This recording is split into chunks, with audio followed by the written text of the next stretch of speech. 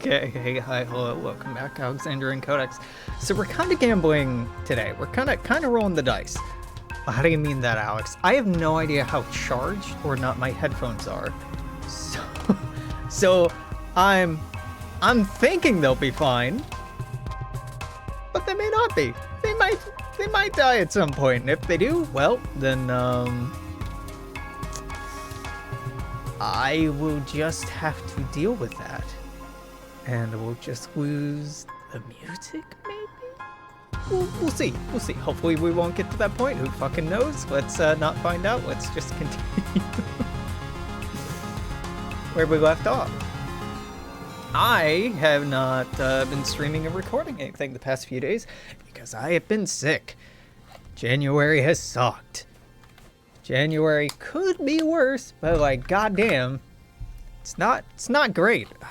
Okay, what the... Okay, I have Xeno eggs, so we can start here. You spot Nem halfway up a garrison watchtower, her legs wrapped around the scaffolding as she looks over the fence through a pair of holoculars.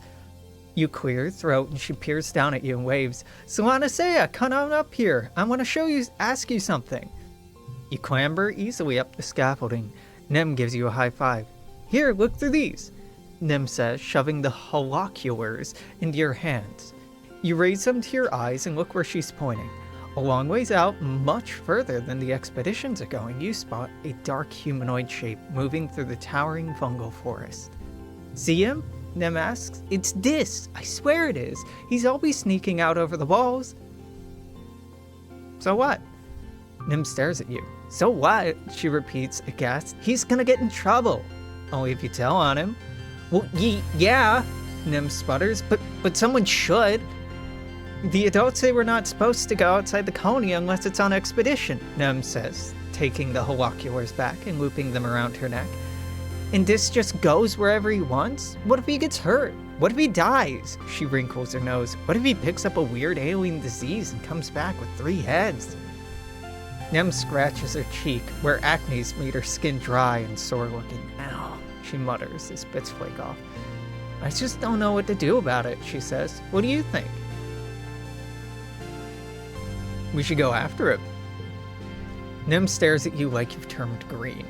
What? She exclaims. Outside the colony? By ourselves? No way, nuh-uh. It'd be fun. Nem shakes her head. Nope, not even a little bit. No one would notice we're gone. Nope, nobody, nope. Nem sings songs. Come on, live a little. Nem punches you lightly in the arm. International House of Nope, dude, she says. We're gonna die a little if we go out there. Colony's got rules for a reason, Nem says, staring off into the wilderness. If we do our own thing and don't care about the rules, we're all gonna be toast. Kind of like a sports ball team. We're all doing different stuff, but we gotta play by the same rules so we can get as many points as we can.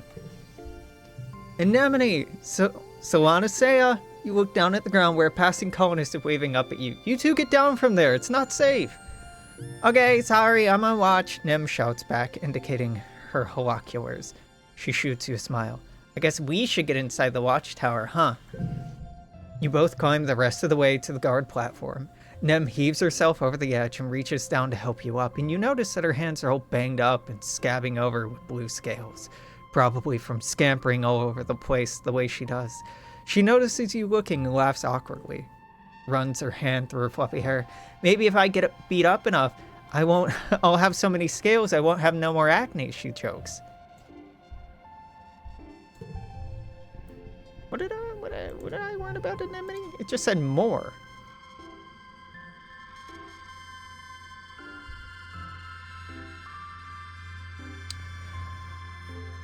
Interesting. I have something for you. Nem is in the middle of tying her mane of hair away from her face.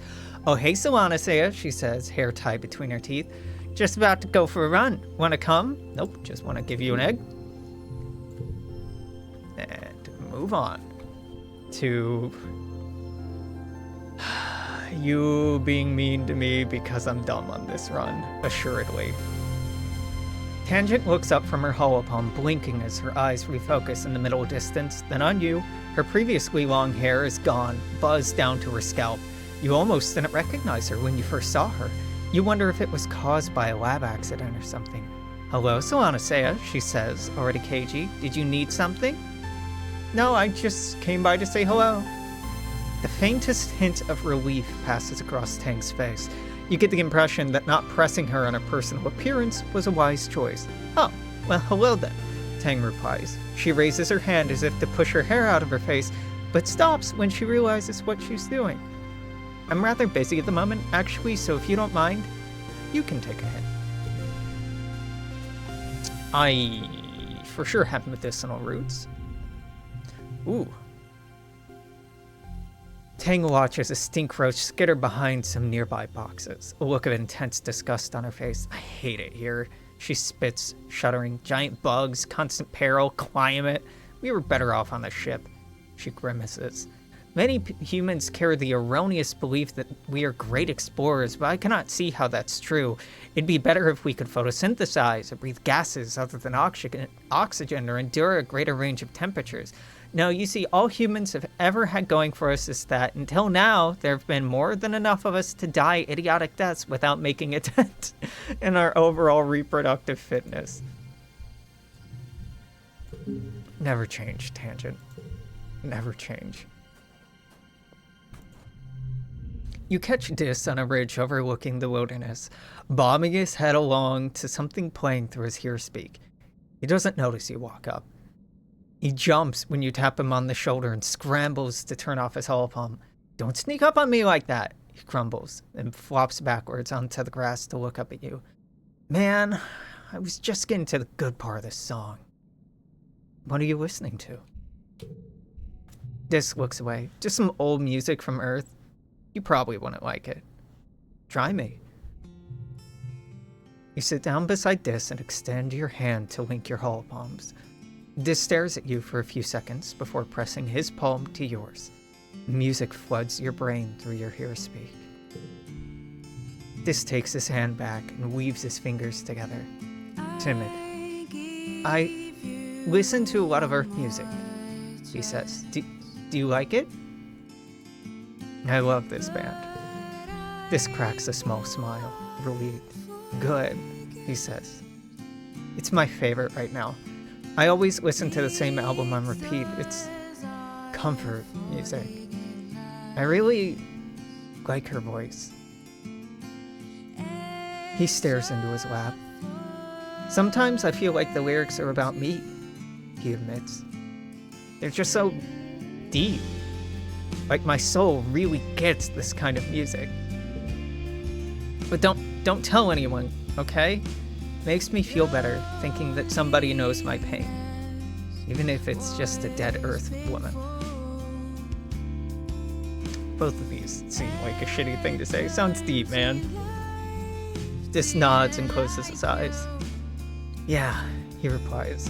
I have a lot of time to think, not like everyone else here.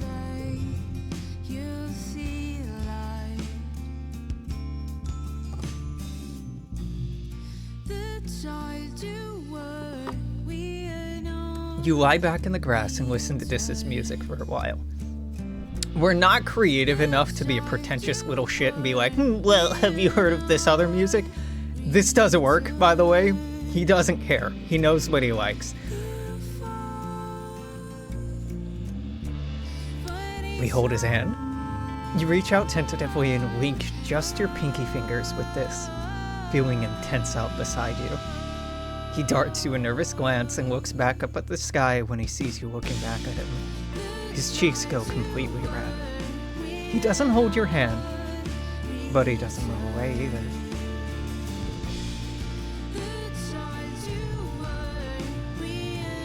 Dis is curiously studying a small bleached white animal skull.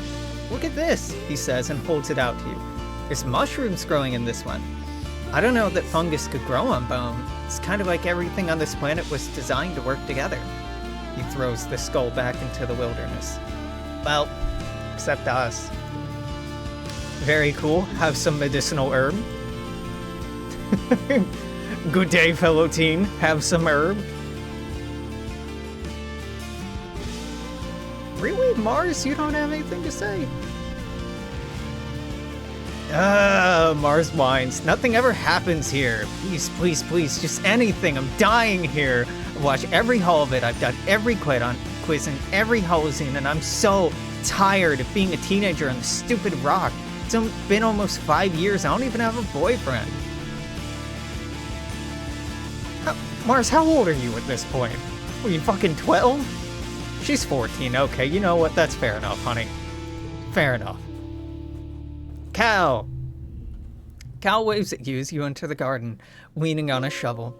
Hey, Solanacea, he calls, but his eyes look past you, down the path to where Anemone is beating the absolute tar out of a training dummy. Her fierce battle cries echo across the colony, making Cal wince. She's been going totally hard lately, huh? He says. He scratches his face, smearing dirt across his cheek.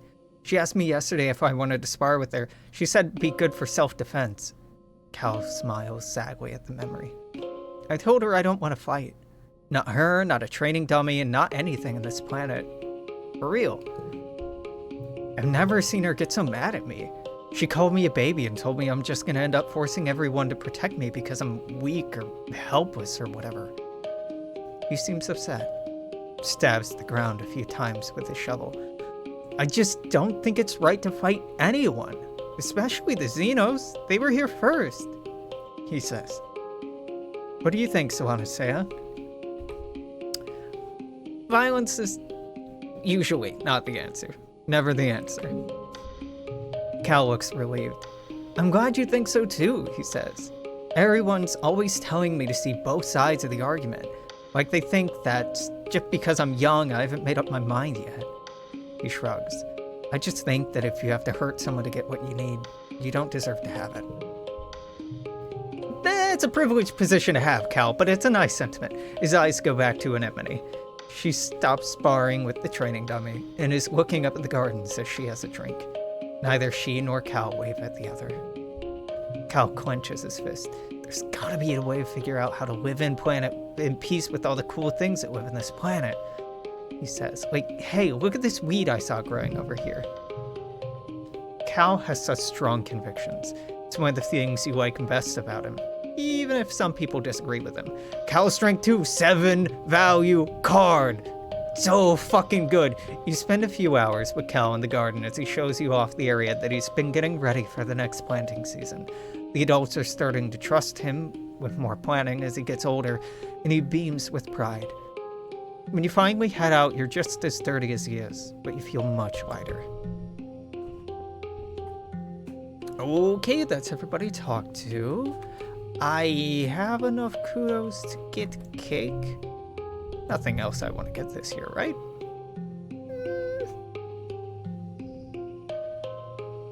Drone rifle goes pretty hard. If I get a drone rifle, I never need to worry about another combat check again. So maybe I hold off on that. I think I do hold off on that and just grab that later. Like the cape would be nice for stress, but I can pick it up later. Okay. We could survey the plains. I think that's where we go. And then we explore nearby. Oh, we can't sneak out anymore. Yeah. I think by the end of the quiet season, we should unlock the next area.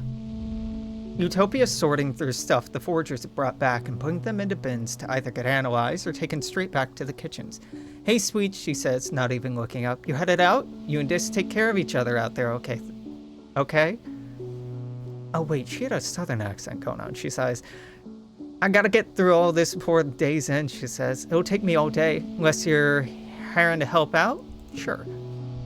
Utopia lays out an assortment of mushrooms. All right, here's a simple one. Which one of these fellas is poisonous? I'm fortunately perceptive enough that we get a decent card by picking the right ones. Mushrooms, you got this. You know what kind of mushrooms are served in the canteen, and it's easy to pick them out of the assortment. Great work, sweets! Utopia exclaims, a big smile on her face. You're a regular pig. Oh, don't worry, that's a compliment. On Earth, they used to use pigs, sniff out buried mushrooms. Go out there and dig us up some, why don't you? Finish up what you're doing on the survey team, but come back next month. I'll put you in with the foragers. Ah, she says. You'll be in the Valley of Vertigo. It's one of the best places to forage for wild berries and other edibles. Big deal for me to be able to start foraging and get food.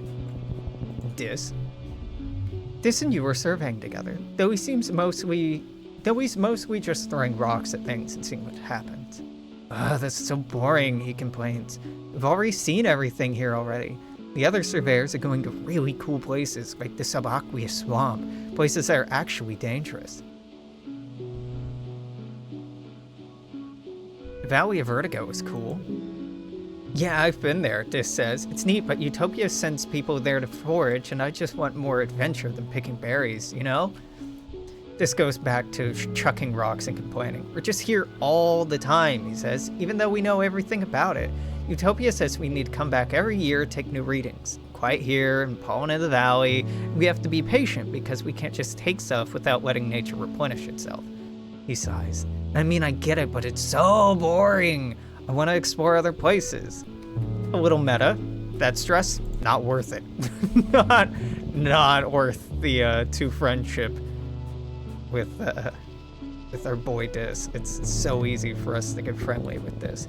You know, I should have given Mars something, because I'm sure that I had a yellow flower when we started out. It's okay, I can do it later.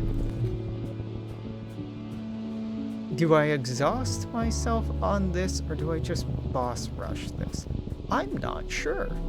I'm not sure what I want to do. I'd like to level up combat, and animals, and toughness, which is to say everything except perception. But it's not imperative. Right now, the collectibles are one of the biggest things, so we can boost our relationships with everyone, so we can get better cards, so we have an easier time with challenges. But yeah, I think I'd probably just do the boss, and then we can see. We can see. You spot an enormous, unfamiliar flower. Large, waxy petals join to form a basin brimming with goopy yellow gunk. The entire thing has a sticky, melting look. The awful smell of the juice permeates the area. It's like something died in there.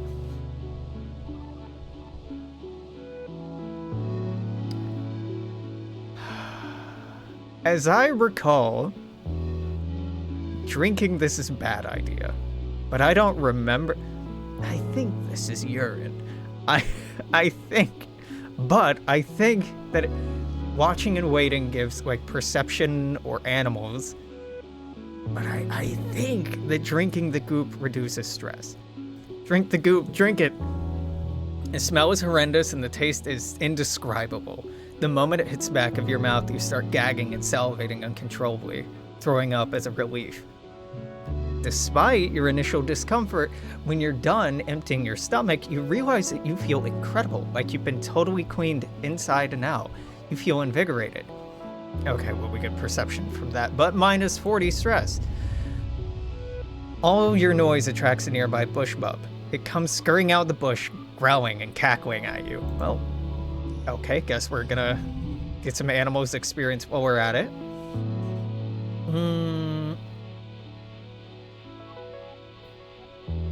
I'm just gonna boop this in right now.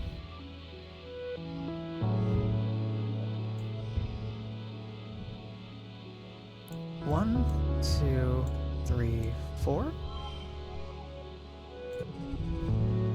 Oh, 6, 5, 3, 2, 2.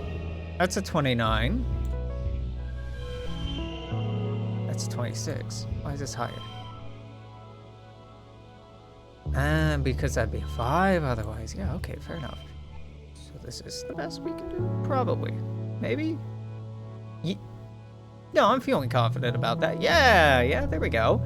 Plus 3 to animals. Nice. 71, that's getting places. 1 kudos.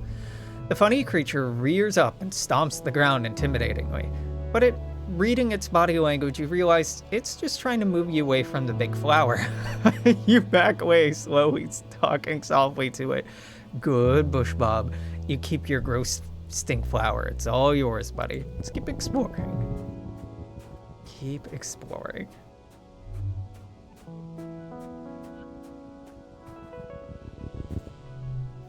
It's a cloudy day. You hear a crash of thunder from somewhere nearby. Loud. Looks like it's getting closer. This is a great event.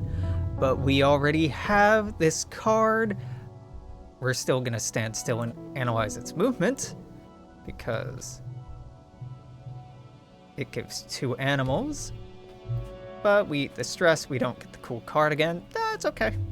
That's okay.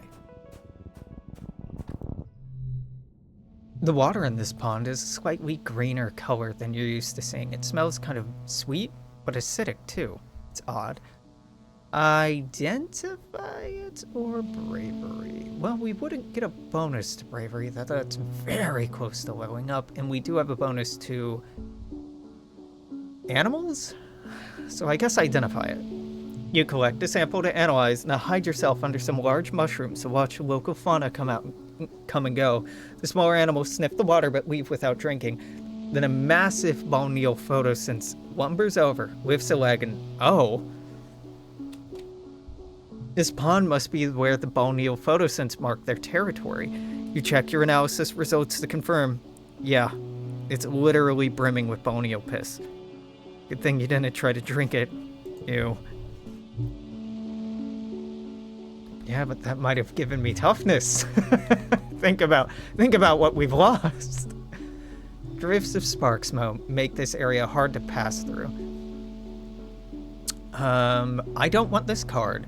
Shoveling it would give toughness but stress, so I'm just gonna find a way around and not engage with this.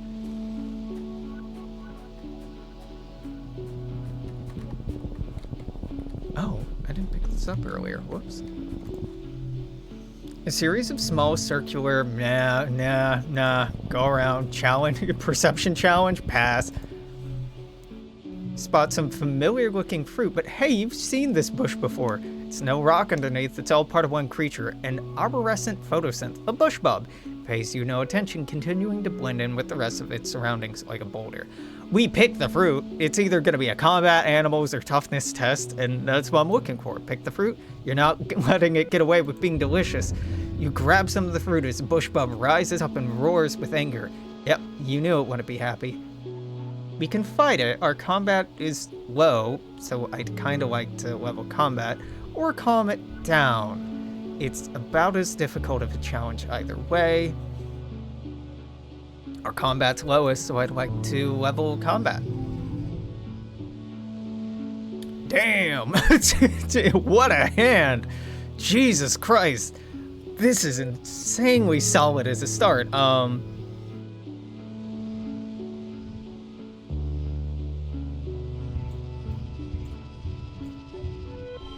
Start out with some 4s.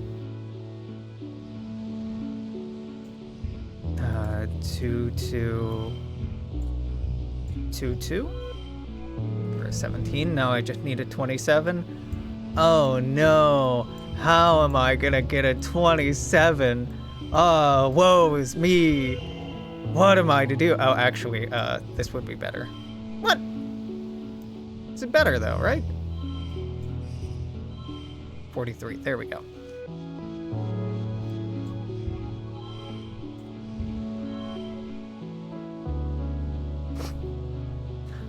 Yeah, that's pretty good, I guess.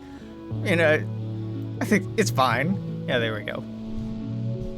+3 combat, +1 kudos. +2 combat on top of that. You take out your plas cutter and start amputating branches. Jesus, the bush bug roars and tries to buck you off its back, but you hold firm. Take all of the fruit. +5 rebellion, but +2 colony food. I've never seen this event before. You strip the bush bub of every branch. Survival of the hungriest. The bush bub grumbles as it lumbers away. 2 colony foods, a big fucking deal.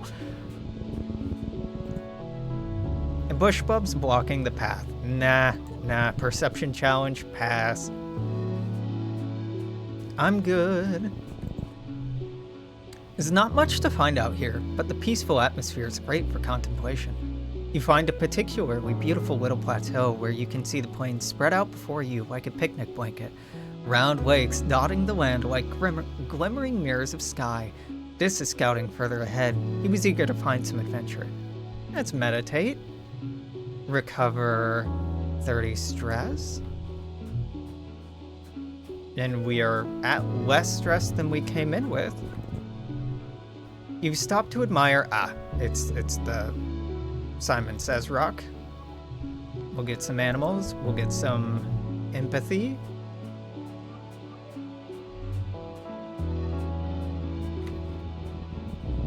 What do we got here? A mass of dead bushes blocks your way. Blasting our way through it would be a combat challenge. This is level combat. This doesn't seem... Nah, leave. I don't know if that's worth our time.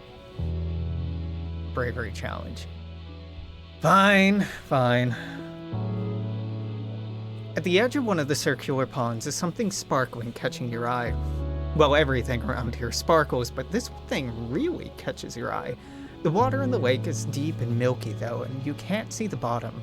It's completely still, almost too still, and so perfectly circular. You remember you've been warned about getting too close to these pools. Ignore it. Approach the water. Do a bravery. Oh my god, that's a lot of 5s. Holy shit. I got 5 on it. 2, 3, I guess? Well, no. We're doing that. 2, 3, 4, 5. That's what I should do. Now I've got 7? 2, 3, 4, 7?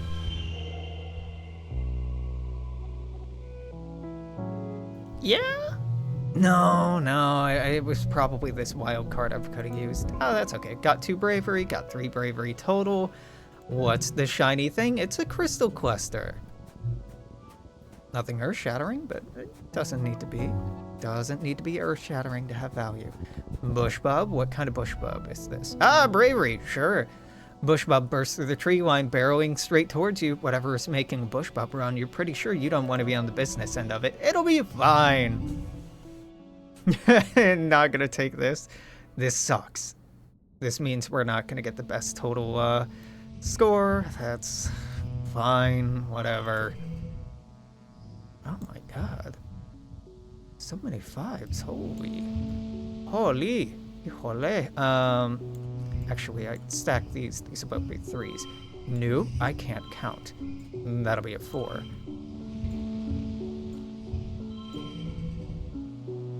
It doesn't matter. It doesn't matter what the best score is here, because I'm not getting it. I'm not getting the best score. Why? Because this fucking thing exists. And it would go right here, and we're gonna, yeah. That's okay. Ooh, we leveled bravery though. Creature pounds past you, its powerful stone-like gorilla arms smashing the ground. It doesn't even seem to see you, and goes around you without even looking at you. You look around, but there's no sign of whatever motivated the bushbub to run so fast. At least that's something to be grateful about. Reduced exploration stress. Huge. Every event in exploring causes plus 10 stress instead of plus 50. That was so worth it. So we take even greater stress reduction. I'm done here. I'm going home. Get me the fuck out of here. I'm ready, Freddy. I think this is the first expedition I willfully left. Oh good, we leveled our perception. Oh boy. It's your birthday! You wake up from a night of blissfully peaceful dreams. No nightmares, no premonitions, just a peaceful feeling of contentment. You stretch your arms over your head, blinking in the watery, quiet sunlight that seeps through the porthole window. Some things are changing out of Vertumna, but you can't help but feel like things are changing for yourself, too. Not just your body, your mind, your emotions, your future. 14 is gonna be your year. Your parents have been working around the clock since the last attack, trying to get the fields right again in time for this year's planting. Spark snow has already started falling, and every day they come home complaining about having to clear it. They ask you to ping them when you're awake so you can share birthday breakfasts in your quarters instead of sitting shoulder to shoulder with everyone else during breakfast service in the canteen. You fire them a message, lie back in your bunk, watching dust motes float lazily in the light. After a minute, there's a knock on the door. It's Auntie Seaton. She sweeps into your room with a bustle of skirts and shawls and sits down beside you on your bunk. "Oh, look at you," she says. "Happy birthday, beautiful. 14 years old." She leans in and gives you a motherly kiss on the forehead. It's been years since she took care of you in the children's creche, but all the kids still call her Auntie and think of her as a close relative. Her sweet baked bread smell is as comforting as it ever was.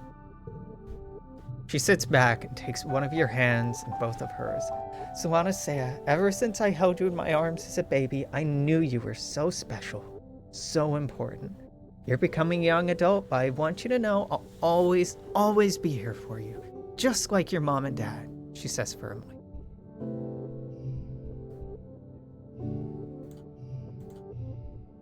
Speaking it, okay, enough with the mushy stuff. That has a gem on it.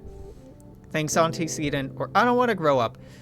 "Auntie, I'm sorry, but the gems are really good. The gems boost other cards. Auntie, look, I need you to understand. I'm not making this decision to be a standoffish kid. This is just a better card. I'm sorry. I'm not that sorry." She laughs and releases your hand. "Well then, mixed maturity, how about you call me Auntie Anne from now on, like the other adults do?" "Now come on in here," Aunt Anne says. That's fucking weird. I have an aunt with that name," spreading her arms wide. "Give us a great big hug." You hug her, enveloping yourself in the warm and familiar softness of her. Over her shoulder, you see Nim standing in the doorway. Well, her hair, anyway. She's been growing it out, but there's no hiding it around a corner. She skips into your quarters. "Happy birthday, bud," she says, bouncing on your bunk. "Way to get older. Enjoy being 2 years older than me for a few months." "Thanks." "I thought you were on your way to medbay," Anne tells her. Nim shrugs. Anne turns to you. "Annie's supposed to get her menstruation cessation implant today," she says.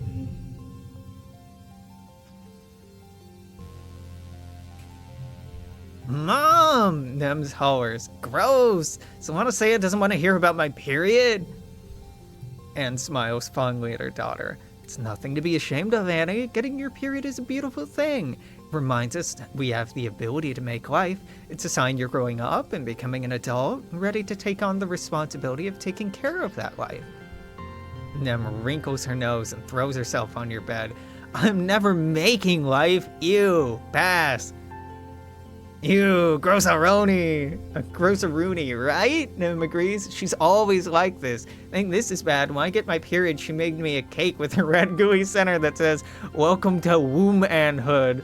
She rolls her eyes. "It's bad enough I get shot up overnight and got boobs and want to cry all the time." She has to go around telling everyone too. Your parents finally arrive, still damp from the fields and bringing in the smell of crisp, tangy snow on their clothes. "Oh look, birthday visitors," your dad exclaims. "Anne, are you staying for breakfast?" Anna reaches into her bag to bring out a stack of tiffins. "No, thank you, but I brought your order with me from the kitchen, seeing as I was stopping by." She pats your hand one more time. "Happy birthday again, Solana Sea. You'll always be my baby, even when you're all grown up." Your mom shakes her head as Anne and Nem leave. "Oh, Anne," she laughs, sentimental to the core. She starts laying out the cutlery for breakfast. "But I don't know how the colony would manage without her in the children's creche," she says and points a fork at you. "Family is more than the people that birthed you, Solana Sea, and don't you forget it." What a sweet scene! Surely this year won't get sad or fucked up in any way. I'm sure it'll just continue to be sweet. Look at the notice board. We're at -60 food, which is dangerously low, but is 4 units of food higher than we should be right now because we've been exploring. We're doing slow, gradual, good work, and we should be proud of it. What I was yapping about is you should get a present.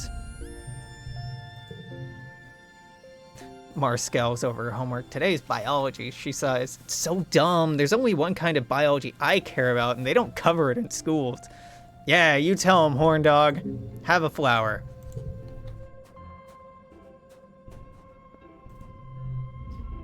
You spot Cal kneeling in the dirt, digging up root vegetables and frowning. They're so small this year, he says, holding one up and examining it. Maybe there's just not enough nutrients in the soil? Is it something we're doing wrong? Hello, Oh, I don't have a cake. Pardon me? Cal, I know I said I was... I shouldn't do this.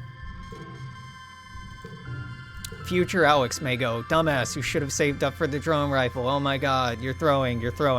But future Alex can't stop what I'm doing right now. So, you find Cal in the gardening shed, splitting his lunch with socks. Here, girl, eat up, he says, feeding her large nuggets of cubed trippet by hand.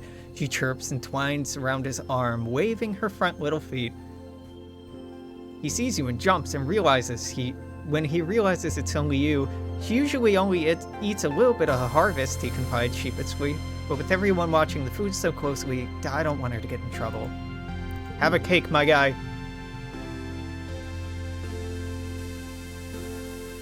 We're gonna take that 5 stress reduction and we're gonna run with it, and hopefully it'll be worth our time. Maybe it won't, I don't know. New area unlocked, baby! Forge in the Valley. Huge. Okay, if we do today right, we should be able to solve the colony's food troubles in one go. I only need 6 units of food. There's one particular thing I need to find here. And this is generally a very short and easy area, especially since we can walk past stuff. We should be good. Should being the operative word. Utopia greets you warmly as you muster for your first expedition with the foraging team. So I want to say, I'm glad you can make it. We need everyone we can get out here right now, boosting our food supplies. Ready to sniff out those tasties. Good luck hunting out there, she says, handing you an oversized backpack, more like a basket than a pack. Use your hollow palm to identify edible and medicinal plants and throw them in here. I'll store them back at base camp. I keep forgetting she's southern. Keep a lookout for creatures. It's pretty peaceful out there in the valley, but even a little bug will get you if you're not careful. Go slow, pay attention to your surroundings, and if you're unsure about something, don't approach it. Stay in the path, don't get lost. We don't call it the Valley of Vertigo for nothing. Any questions? It's a fine lady like you doing in a place like this, you cheeky hot pie, she says, shaking her head and vigorously waving her hands to shut you up. You making fun of my accent? Go on now, you rascal, get.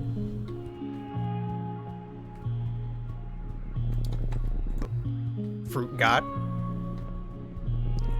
Egg got. Fruit got.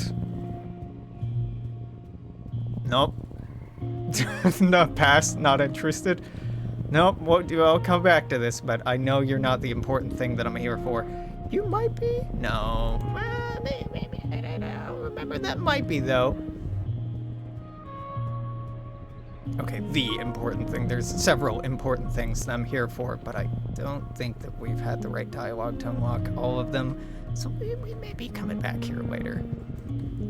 Just getting some collectibles, so my mate just hanging out, having a good time, having a good time. Should probably clear this. I think yep, here it is. Thank you, game. Thank you for marking it. You spent some time working at geoponics, so you know your way around a plant or two. Walking through this area, you notice something different about it. The bare ground feels bouncy like a trampoline, and the plants look all weirdly stunted. Not a lot can stifle nature here, so it's honestly a little weird that no grasses or mosses growing here. I will notice the unusual biodiversity. All the plants in this clearing are oddly stunted. There are very few grasses or weeds, as though something has sucked all the nutrients out of the soil. Or wait, is this even soil? You kneel and take a closer look. More like some kind of dense moss or coral, maybe? You press a hand into the moist, squashy substance. It smells sweet and starchy like cake. It blankets the ground here in a thick sponge-like layer, swallowing up everything it touches. Gross, but it smells so good. You dig a large chunk of the sponge cake up to bring back to geoponics. Further analysis is needed, but you have a good feeling about this one. A huge good feeling about this one. So after we get back, it's biology until we get that task done. Oh, look, a red egg! What? We're not doing this. We're not doing this. I might do this at the end if I still have energy, but that's a bad time.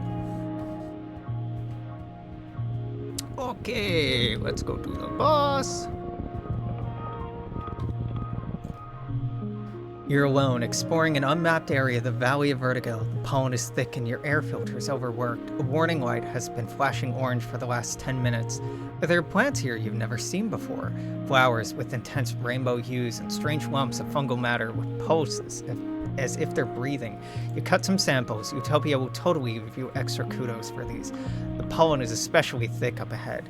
Deep fuchsia, shimmering with color. Everything here seems to dance with tiny flecks of reflected light. It's kind of magical. Press forward. You push forward into a suffocating pink fog. It's so thick you can only see a few meters ahead. You follow the glimmering towards where it's densest. You come upon a glade that seems to be filled with strange topiaries. They loom out of the glittering fog, each in the shape of an animal. They're all formed of the same spongy, glittering pink substance and dotted with finger-length fungal growths. You're so distracted you almost fall into a large hole at the center of the glade. Check for danger. You've seen plant-like animals before. Are these topiaries actually predators waiting for you to get close? Watch them carefully from the edge of the glade. Completely still, not breathing. There are no life signs. Good. Your envirosuit beeps a warning. Take a sample of the fungus. As you bend down to take a sample, you realize a dense shining haze is coming from the topiaries. The fog is seeping out of the holes at each end of the fungal growth. Break off a few of the growths into a collection vial. You remember hearing Tang for extra credit in biology class. She said then the shimmer, the seasonal illness that affects her dad and pollen, some kind of colonizing fungal growth. Can this be related? Inspect the Your envirosuit beeps a louding warning. Inspect the topiaries. The topiary you choose is a large, dog-sized quadruped, which appears to be kneeling. It's far too lifelike. When you get too close, you realize with growing revulsion that this was once a living creature, now encased or transformed entirely in the sparkling pink fungus. It's dead. The more you think about it, the more you're sure this is related to the shimmer. Look into the hole. Maybe the beeping, I feel like we're at a thing. It didn't beep one last time, so we look into the hole. At the bottom of the hole is a cave. It slopes down towards the cave floor, only about 4 meters below, then disappears underground. You aren't sure how far the cave continues past that point. It's dark down there, obviously, but not silent. Some kind of strange rhythmic roaring coming from further inside the cave. Hold up your palm and shine your hollow palm's light. The cave floor glitters with pink fungus and the air is ominously choked with it. We leave! As you turn to leave, your filter light begins flashing red and alarm sounds inside your helmet. You realize with horror you've been in the dense pollen too long. You start sneezing as the sparkling dust seeps into your breathing mask. It's like tiny knives in your sinuses and a heavy choking pain in your lungs. You lurch towards the checkpoint, barely able to breathe. Your helmet's so clogged you don't think air is getting in at all. You can see it clearly as if seeing a vision. If you take your mask off, surely you'll be able to breathe better. Something in your terrified brain clings to the idea if you just take off your mask and breathe in the pollen, you'll be fine. Everything will be fine. We keep it on. No, don't go gently into that pink night. Me when I'm dating. You're hyperventilating. You can't get enough oxygen through your clogged filter. Darkness closes in from the edges of your vision until you're seeing the world as if it's through a long tunnel.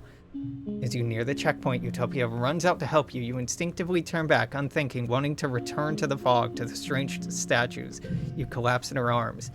That's not how I wanted that to end, but at least I got the important thing. We're going back. Several days later, you wake. You don't remember much, just a great choking heaviness in your lungs. The world swallowing you up and closing over your head. You have snippets of conscious thought from the last few days, but it's hard to tell if it was a dream or not. Oh, damn! I've never had that happen. You're injured. Tammy sitting by your bedside. You remember Tammy sitting by your bedside, her cool hand on your forehead, but she's dead. That part must have been a dream. Feels like you had a fever once. Hot and sticky, achy all over, like you've been boiled alive. You've been terribly weak and there's pain in your chest like someone's been sitting on it. Takes all your energy just to breathe. Well, these contradict each other. You live, but your body took a serious hit and may never be quite the same. Get some rest. Well...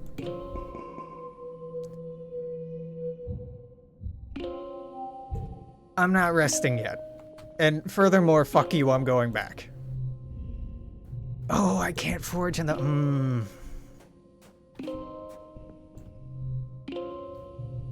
I'll do the xenobotany instead. You report to work in the geoponics laboratory, bringing along the sample of weird, spongy, purple, pink stuff you found in the fog in the Valley of Vertigo. You know, the time you almost died? Hard to forget that. Your chest still hurts when you move too fast. Your dad is very interested in your sample. He has you analyze it right away.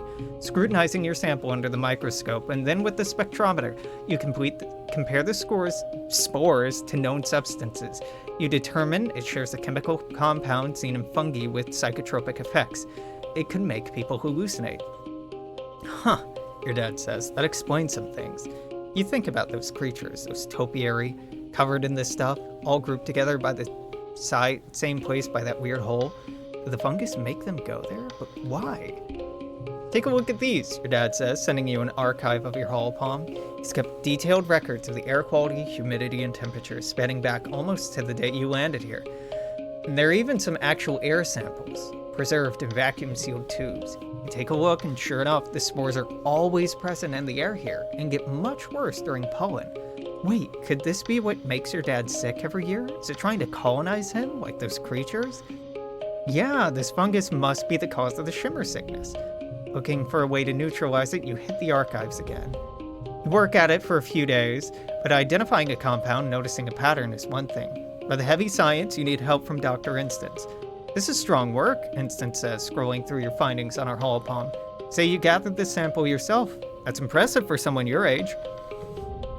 She summons Tang to join you. Please get Tangent up to speed on your research, she says. She'll take things from here. She has more of a mind for these things. Sensing the shift in power balance, Tang blanches and looks at you apologetically. No one knows this better than me. Instance raises her hand. I'm not passing judgment on your abilities, she said placatingly.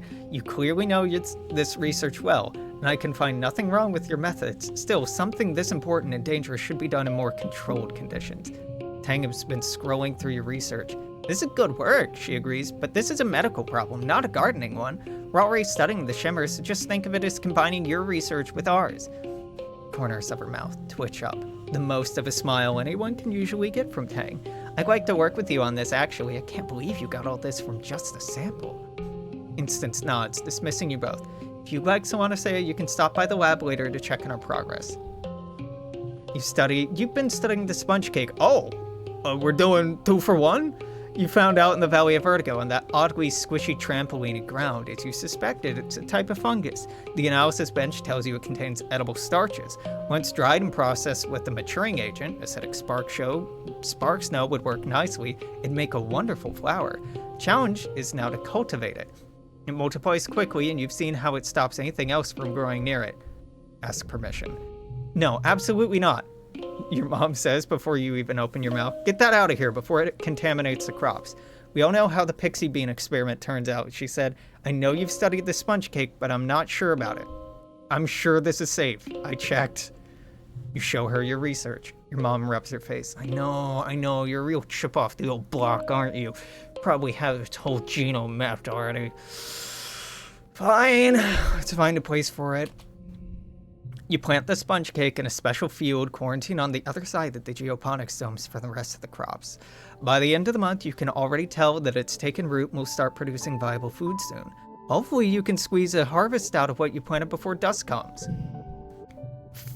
5 food! That's fucking huge. Many of the earth crops grow through the dust and need to be harvested before wet. This means the colony has more food available year-round. It's going to be an incredible boon. 5, 4, 3, 2, 22, 28.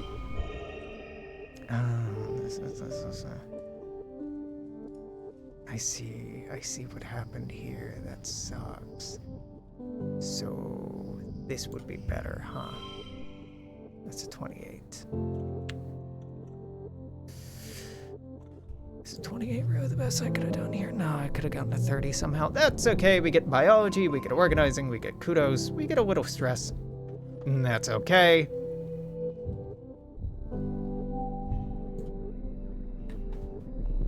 It's pollen season. Dad's probably not doing so hot, neither are we. I think we're almost good on food, right? -10. Yeah, I got it. Fuck. I either have to rest right now. Well, Dad's not gonna die this year. I could probably get him cured this year. Oh, fuck.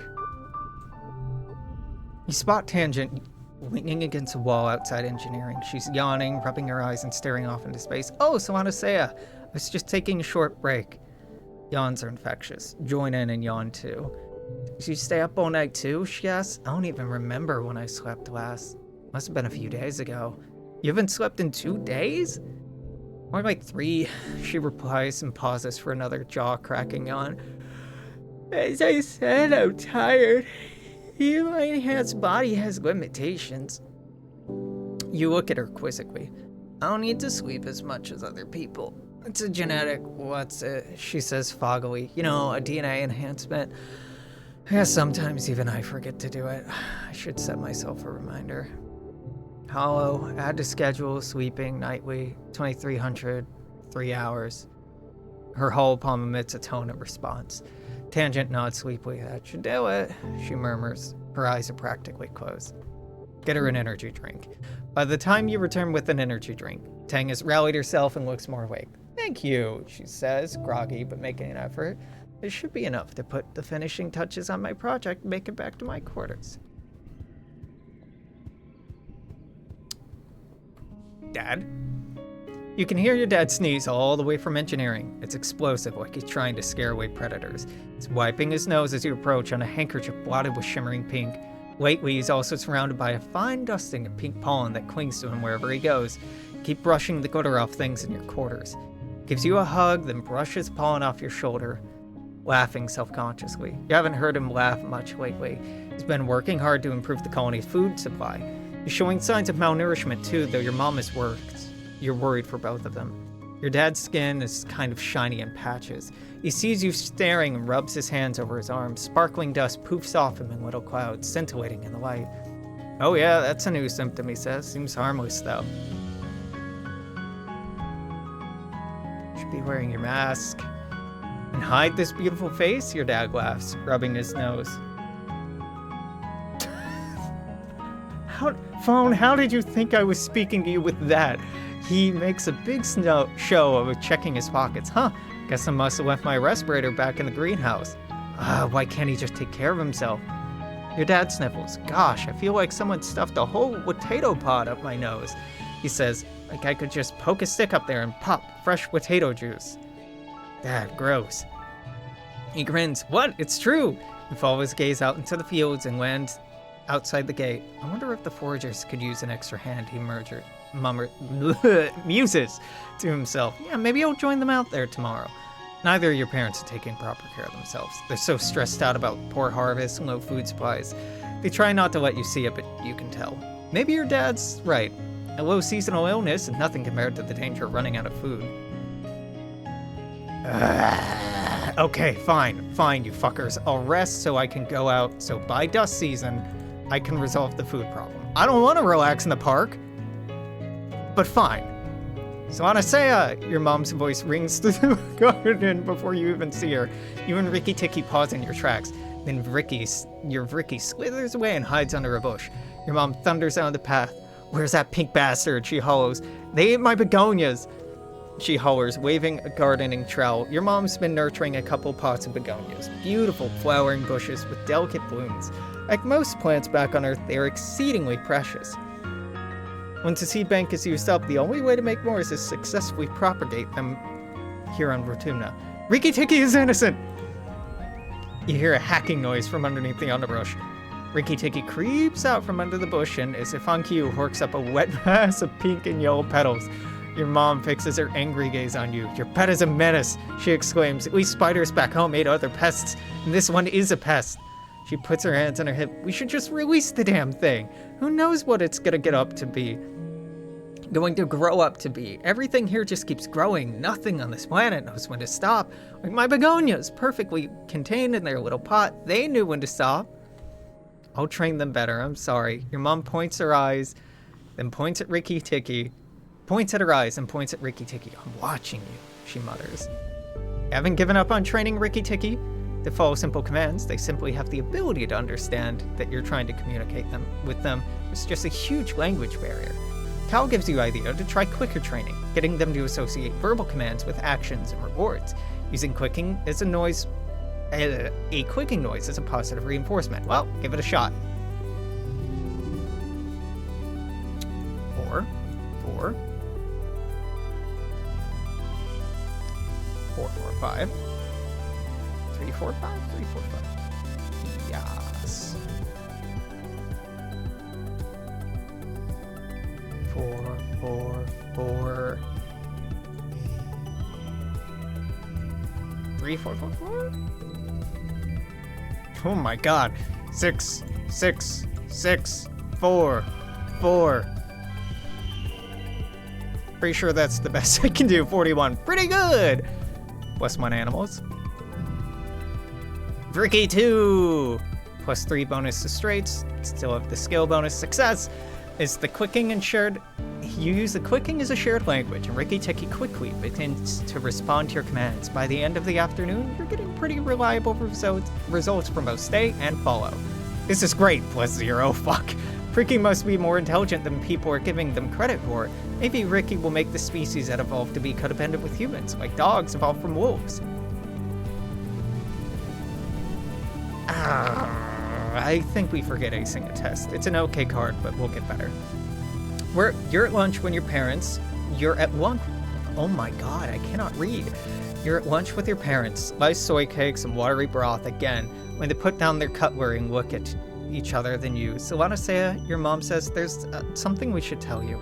We tried to shelter you from some things, but we think you should know why we've been working so hard in geoponics. There's a meeting after lunch. I want you to come with us. Okay.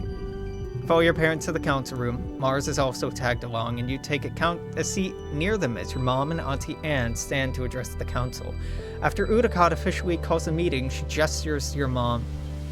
I'm not going to mince words, your mom says firmly. All of our efforts to increase food production geoponics have failed, especially given the failure of the pixie beans. The destruction of the fields during the last attack put the nail in our coffin. By the end of the year, the colony will run out of food. The rest of the council murmurs in concern. You and Mars exchange horrified looks. You've been doomsaying about our food supply for 2 years, Flulu. Questions. You mean to say we're past the point of no return? Your mother nods grimly. I'm afraid so. Even with rationing, without securing a permanent food source, our supplies will run out by wet season. She gestures to Anne, whose face is grave. Anne and I have gone over the supplies for the food plans. We've crunched the numbers. Your mom sighs, spreads her hands. I'm sorry. Geoponics should have been producing better by now. We should have been able to wean ourselves off of soy rations. During wormhole transit, we lost our hydroponics in the hull breach. She sighs again. I know I've said it so many times, but our crops just don't grow here. We've needed those algae tanks. We've needed the microbial soil from Earth. It's not my mom's fault. It's not. The survival of the colony shouldn't rest on one person's shoulders. That's not fair. She's been working harder than anyone. She did everything she could. The council mumbles agreement. You decide they probably never blamed her or your dad. The only holdout is Mars, who crosses her arms and grumbles it's clearly a problem of leadership. What do we do now? Instance asks. Starving to death isn't an option. No, it isn't, your mom replies. We need to secure a food source before this year before our rations run out. We're not working double shifts in geoponics, and it's not enough. We need more people planting, tending, turning the soil. We need more hands. And pull back the surveyors and focusing on foraging native plants, Utopia offers. Even the young folks can help if they've proven themselves around the survey equipment. I'll send out a hall message later. This has been the burden of geoponics for too long, Udicott says. It's time we all step up for our future. Council nods in agreement. Your stomach rumbles ominously. God damn it! I could have dodged this if I had done that action economy slightly better. It's fine. Hunger makes it difficult to do physical tasks. You don't fucking say. Okay. Let's go gift giving real quick. Here, have an egg in this trying time.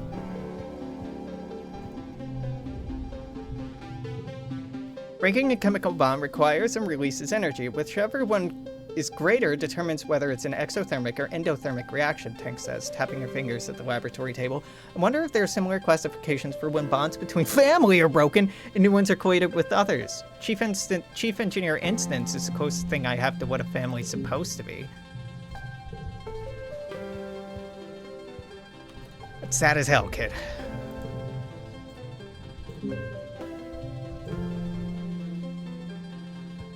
Oh, Cal, I can't give you a cake. That's okay, buddy. Oh, shit! What are you working on, Cal? Radioactive plant! Oh, huge. This is huge.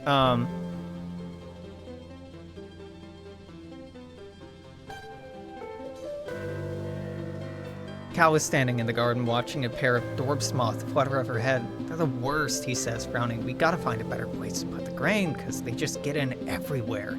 Be surprised what kind of hole they can squeeze through. Be surprised what kind of hole I can squeeze through.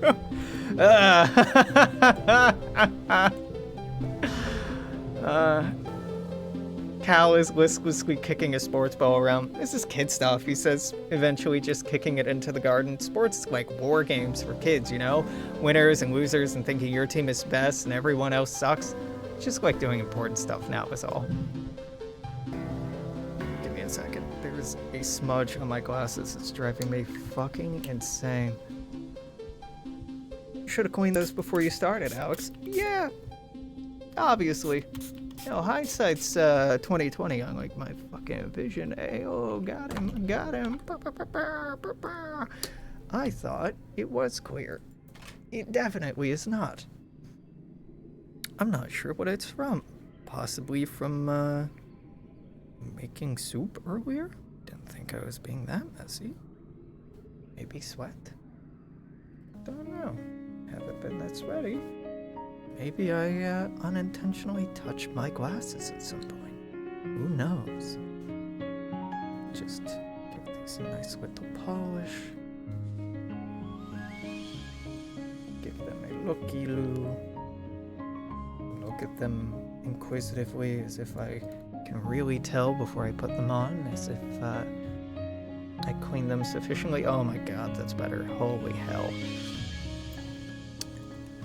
Cal was looking a little sickly. Well, I found this really pretty flower growing in the garden. I'd never seen it before. Take a look at it and soon begin to feel sick yourself. Wait, is this plant radioactive?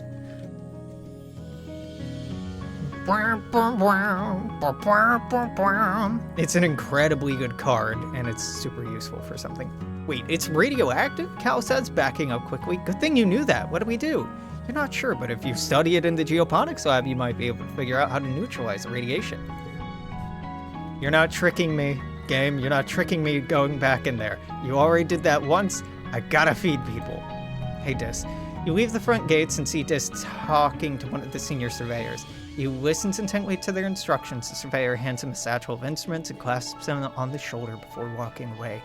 Dis turns to you. Hey, Solanasea, he says. He hikes the satchel on his shoulder and gives you a shy smile. It's kind of weird to be allowed outside the walls.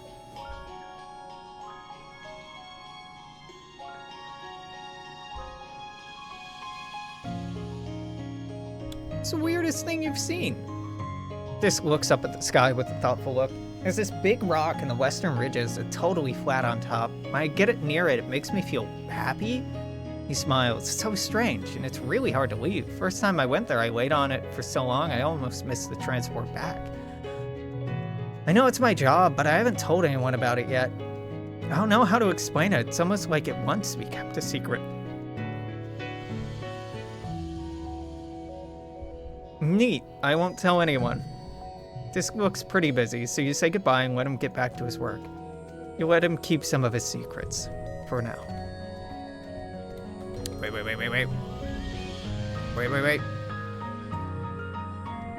Been learning a lot about systems, Dis says, writing in his holopalm, like the water cycle, nitrogen cycle, food webs, decomposition, stuff like that. It's pretty cool, even if the textbooks are from Earth. He looks wistfully out in the wilderness. There's so much we don't know about this place. Have some medicinal plant in this trying time. I'm off to forage. And this time, we don't accidentally jump into an event that yeets us out. I wasn't done. I was just being reckless.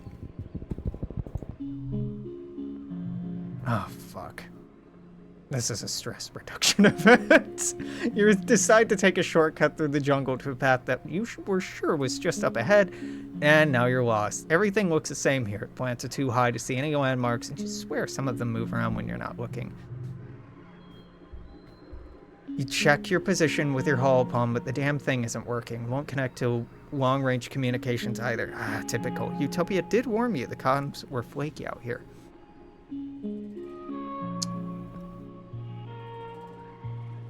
You think you can tell north from the position of the two suns, but that's it. I am going to...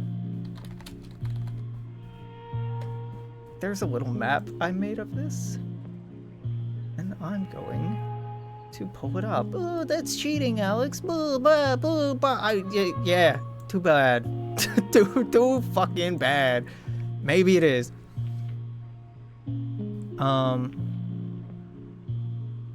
I think... Yeah, if I start walking... Oh, it doesn't matter. There's a stress reduction event in here, but I'm already at 0 stress, so I might as well just orienteer a way out of here. Climb a tree, chart a path through the wilderness from above. With that information in your holopalm, navigating to the nearest landmark is a breeze. That's fine. You won't give food, I think. Be kind of fucked up if you did. You might give food, actually. A herd of float cow are grazing nearby. You watch them peacefully bob along, occasionally releasing streams of urine or clouds of helium to maintain a steady height. We domesticate them. Try to capture one. This is hard. 79. Yeah, you're not kidding. This is hard.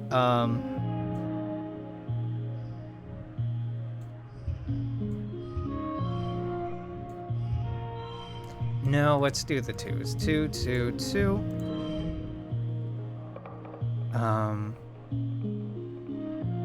6, 6, 6, 4. 34 seems totally doable. 4, 4, 4. That's a 5, that's a 5. That's almost doable. Okay, get this out of here. That would give me a 4, 5, 6, up to a 35.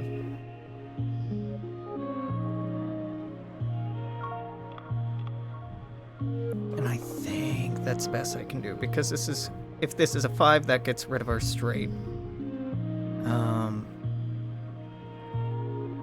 Yeah? I could have gotten a 38. Okay, well, that's fine. Eventually, you pick out a young female that looks underfed. I'm like, what the hell is underfed? Underfed? And moves more slowly than the others. She seems like an outcast. The others won't let her eat, and they keep chasing and harassing her. She should be easy to catch, and as malnutritioned as she is, maybe easier to tame. Get a lasso around her, hold her down while she whinnies in terror and releases her piss ballast to try to get away. You're in the blast radius, but you hold firm. You're able to bob her along behind you all the way back to the depot.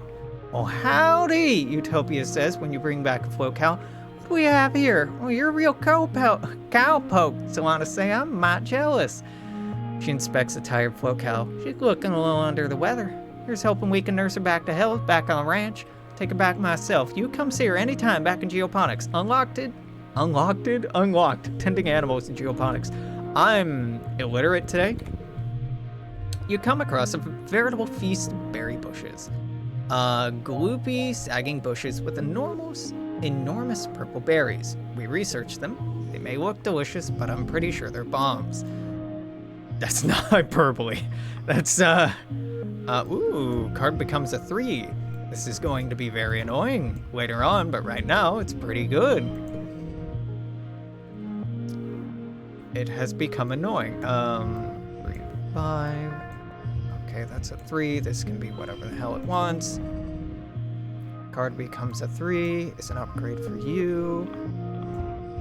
4, 5. Then we just throw in a 7. I guess so. 33. Is that the best we can do? No, because I have this fucking thing. It was never gonna be the best. It's fine. +2 biology. Oh, these purple berries? They're not even Holopedia's berries. Some kind of explosive seed pod. Take a few steps back, careful not to set one off. Set them off from a safe distance. Shield yourself behind a tree, throw rocks at the bushes until, with the satisfying pop, pop, pop, the explosive berries begin to trigger the chain reaction. Each burst sending seeds flying in all directions like shrapnel, setting off nearby berry bushes. You then carefully cut a path through the thicket and continue on your way. It's not food at all. You hear a rustle in the bushes and catch a glimpse of a shadowy figure. Could it be a person? Whatever it is, you quickly lose sight of it in the jungle. Follow it. And the wilderness is thick here. I'm starving. God damn it. As the food in that that comes in waves.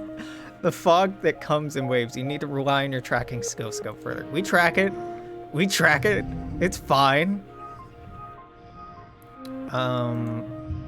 6.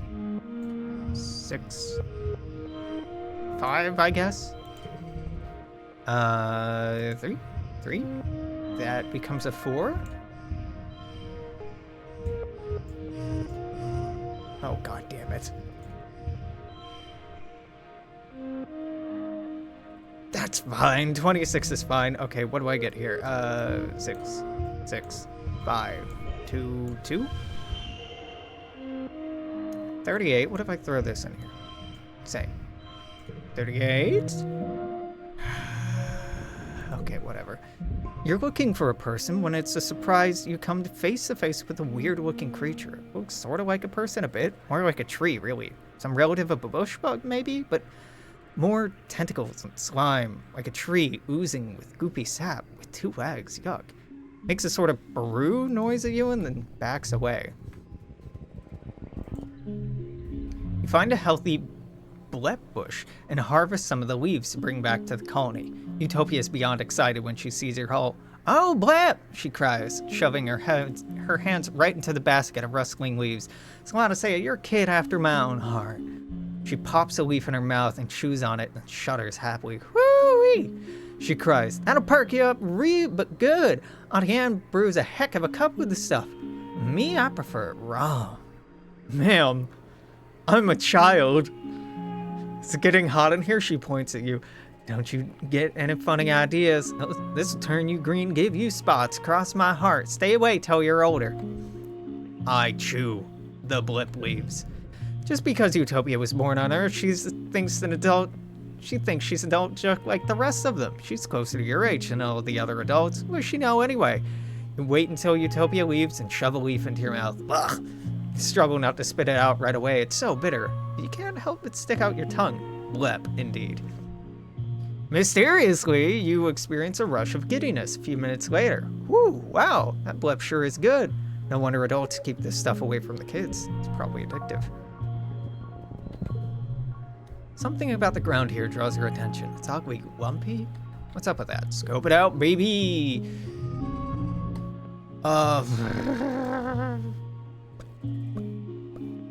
So, that becoming red will make that into a 3. So this is now a 2, 3, 4. Right. Yep. That becomes a 2. I can't make a 3. Okay, alright.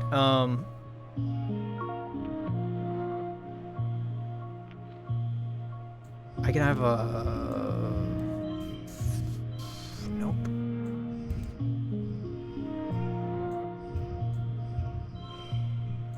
Four, 4, 4, 8. That can't be the best hand that I could have done there, but that's fine. 42. There's no way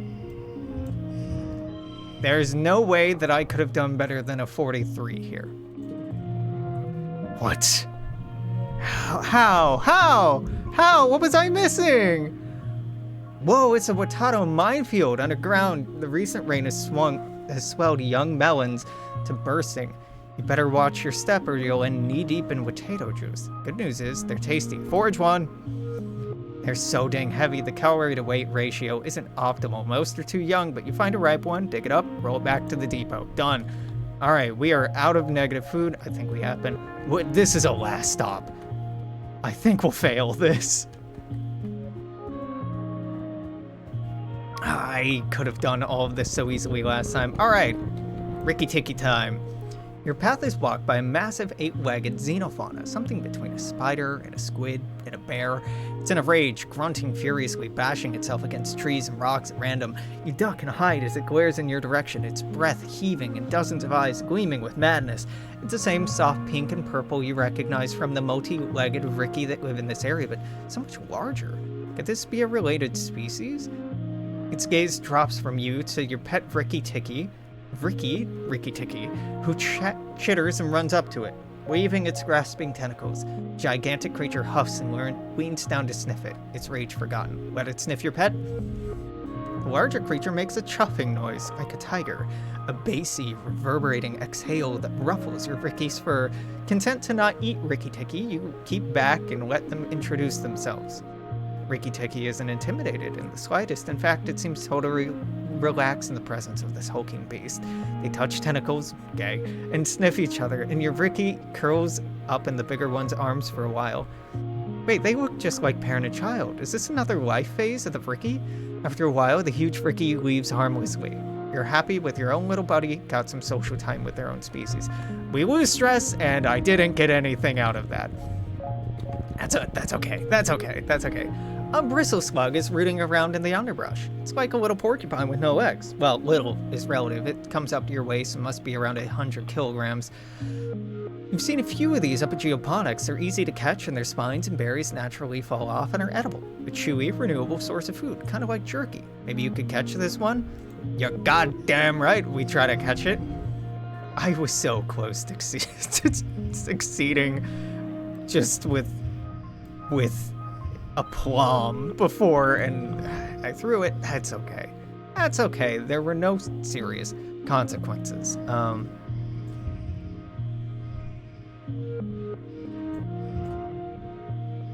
mean, the 3-3-3 kind of want to do, and then the 4 of these cancel each other out, so that's fine. I didn't have to play that though.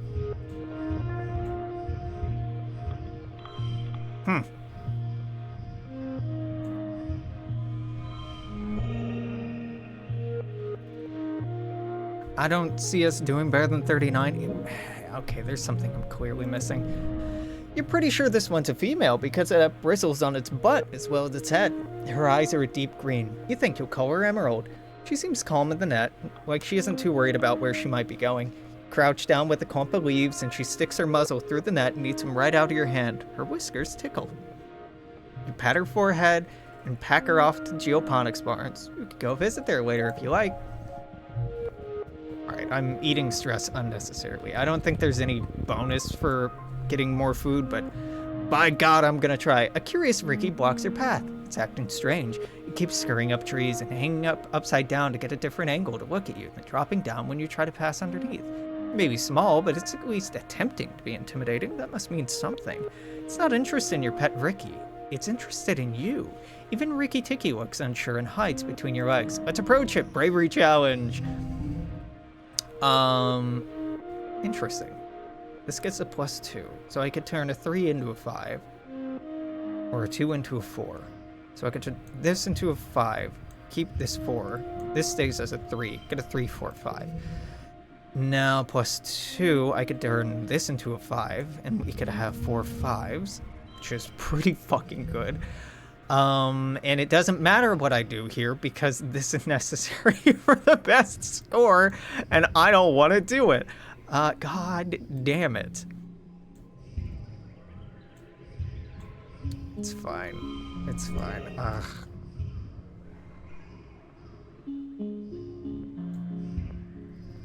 Two, 4. Oh, 27. That's so good. Nuh-uh. No, it's not. The Ricky runs up your leg. It's a giant spider thing, and it's got weird tentacles, and get it off. The urge to dance around and shake it off is almost uncontrollable, but you manage to keep your cool. Ricky tastes you with its tentacle feeler legs, but it doesn't look interested in causing you harm, pokes at your backpack trying to get in, then gives up and scurries off.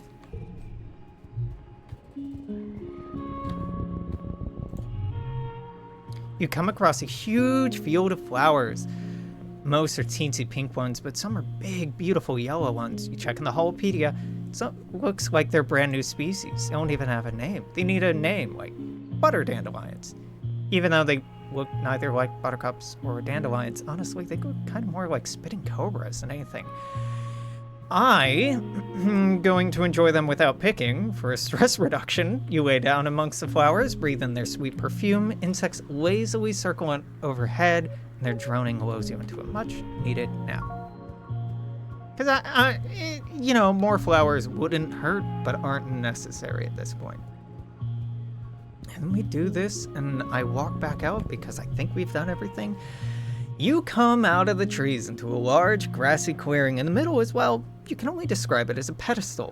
In the middle of the cradle of flowers sits a massive egg, easily larger than any egg you've seen before. It's white with red flecks, and it's just sitting here in the middle of the empty field, totally unprotected. Well, we take it. You put one foot up on the huge pedestal to brace yourself. This thing is huge. However, as you do, the pedestal starts moving, and it starts growling. Its flowering appendages unfurl to reveal the face of a manticore. It narrows its eyes, feline eyes at you, and rumbles in warning as it stands to full terrifying height. You figured out where the egg came from. With your arms full of egg, you can't really fight. Choices are limited. Look, I want to do fight the manticore because it's very hard, but there's no benefit to leveling either of these because I can't level either of them, so we're gonna keep the egg and run. Just take the money and run. Damn it. That's fine. This is a very annoying card. This is a very annoying card where it is.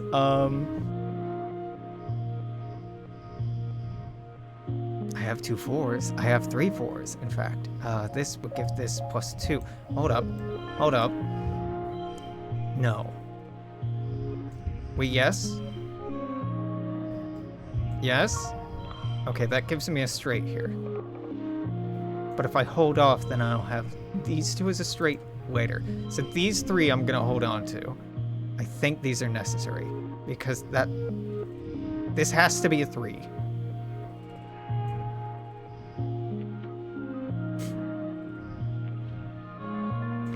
It's not that complicated, Alex. Well, fuck you.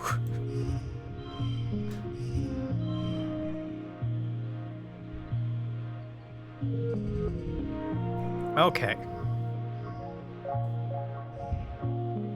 4. 5. Get out of here. 5. 6. Swap these. 5, 4, 5, 6. Give me a 3. I don't have a 3. I could put this down though. And that gives me a 36. And I think a 36 is probably the best we're gonna do here. Do I swap these? Nope. It was better the other way around. Yes. Yeah? What? Oh, I got a toughness out of it. You stumble blindly through the clearing towards the relative safety of the trees, a cumbersome egg blocking the view of your own feet. You fall a few times, just barely managing to scramble out from under the claws of the manticore. You eventually find a member of Expedition Protection Squad who fires a warning shot with their plasma rifle over the manticore's head. It roars in defiance and swings into the trees. Doesn't matter, got egg. The egg's pretty addled from all the running and falling. If it was going to hatch before, it certainly won't now. You get a ship ton of kudos for it, and it's super tasty. Doesn't matter, got egg. Egg acquired. And if you look at our stress, I could have done all of this before. I was so precious. So fucking precious about, I gotta keep an eye on our stress. Let's do the boss first. Idiot. Come across maybe not just one Ricky, but a whole swarm of them. Mostly baby ones, about the size of your head. They're all amassed around a massive tree, scurrying up and down the trunk. When you can see this tree itself under the swarm, you notice it's the same pale pink as a baby Ricky. Its tentacle-like roots meander a fairly large distance before plunging into the ground. You look, when the Frickies see you approach, they get agitated. And they look hungry. Definitely hungry. Like dozens of hungry, grapefruit-sized furry pink spiders, the stuff of nightmares. I can potentially still get... Let's take the higher bravery option. I'll fight them, but like, I'm not even sure I'll get anything out of that. You walk up to the tree, put your hand on it. The baby Ricky swarm around the tree trunk, very upset with you, but they calm down when you see you aren't doing anything. There's an unmistakable thrum of life under your hand, not just from the proximity of the baby Ricky, but from the tree itself. It's warm and leathery, and you can feel something like a pulse. It's alive. It seems as if the tree itself is a Ricky, just in a different phase of its life cycle. Does that mean little clusters of fruit in its branches are Ricky eggs? Or maybe cocoons? There's so much you don't know. But you do know that this nursery tree is a special space. With nothing to forage here, though. These ravenous youngsters have stripped everything edible from a wide radius. You move on. Another Ricky! Rickies are carnivores, you think, but juveniles are too small to take out anything larger than an insect. Not so much the case with this one. The Ricky blocking your path is pretty large, probably as tall as your waist, and it's growling at you over the carcass of something even bigger, which seems to be missing its head. Yuck. You're not sure if it killed or scavenged a dead animal, but it's dragged it onto the path, and it looks ready to fight you for it. Okay, spoilers, you don't get anything from this, and also we can't level combat by fighting, so I'm just gonna find a way around to not eat that tiny amount of stress, which isn't a big deal, because as soon as we go back, we're gonna burn through 50 stress on Dust 1 anyway, but we're gonna go back. The little gazebo is set up as a waiting area for the automated transports, which trundle back and forth between here and the colony. A sign reads, Autobus Depot, Valley of Vertigo. Attention, air filters mandatory in this zone. Fruit is abundant, but please identify species before harvesting, as some species may violently object. Xenofauna may behave more aggressively in this area. Always approach wild animals with caution. We go home. We go home.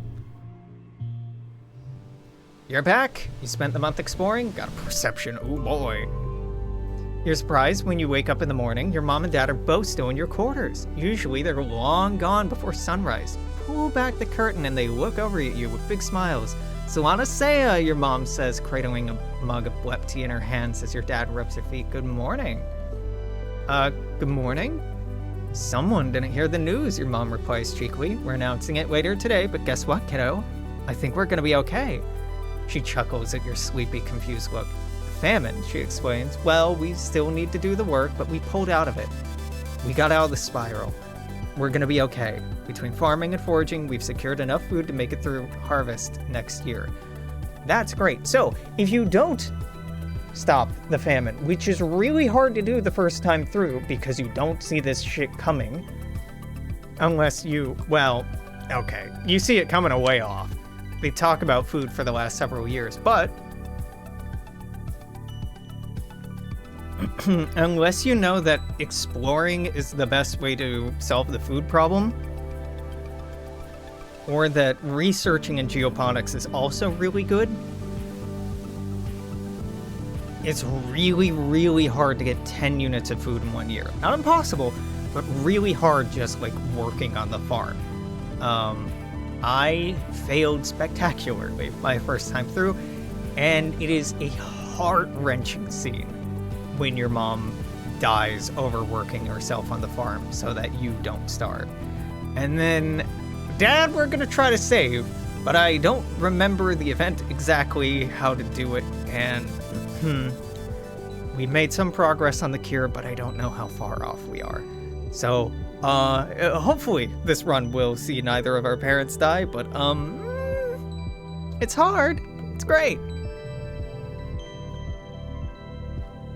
Your mom salutes you with her blep tea. She looks more relaxed than you've seen her for a year, at least. Maybe since you landed on Vertumna. Your dad sighs happily. I'm already looking forward to dinner. I haven't really cooked in ages. What are we gonna have, Solana Saya? Mom should choose. That's right, it was her hard work that saved the colony. Your mom chooses a big platter of roasted vegetables, peppers, onion, corn. It's sweet, a little spicy, and so delicious. You and your parents cook a private meal in your kitchenette. Your dad does most of the work, but you help. When you sit down for a quiet family dinner, you realize this is the first time you've done this, and you can't even remember how long.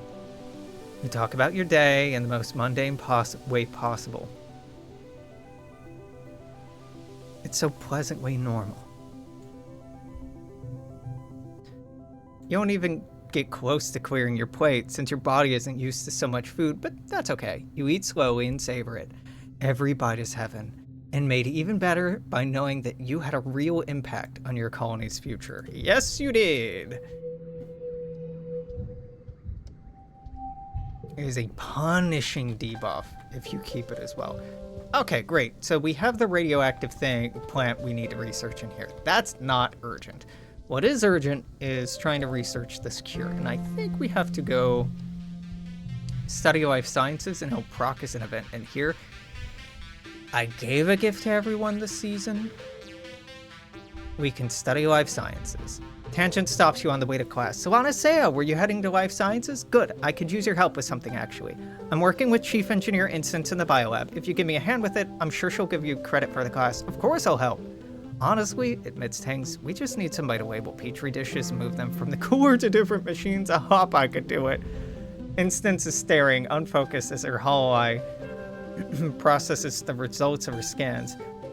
Tang goes in and stands beside her, pulling up the scan with her own holopalm. They quietly confer while you wait. It sounds like they're studying the shimmer, a mysterious illness the colonists get during pollen every year, including your dad. Instance looks up at you, just noticing your existence. Oh, Solana Seo, she says. The fungal samples you found have been most helpful. They match what we found in the patient system during our research in the shimmer. We think the shimmer is a form of reproduction, Tang explains. It's like a fungus trying to turn us into more fungus like it. It's neat, actually. Ah, neat. You spend most of the week helping them study the illness. Mostly, this involves following instructions, doing, as Tang loves to repeat, jobs a Hopeye could do.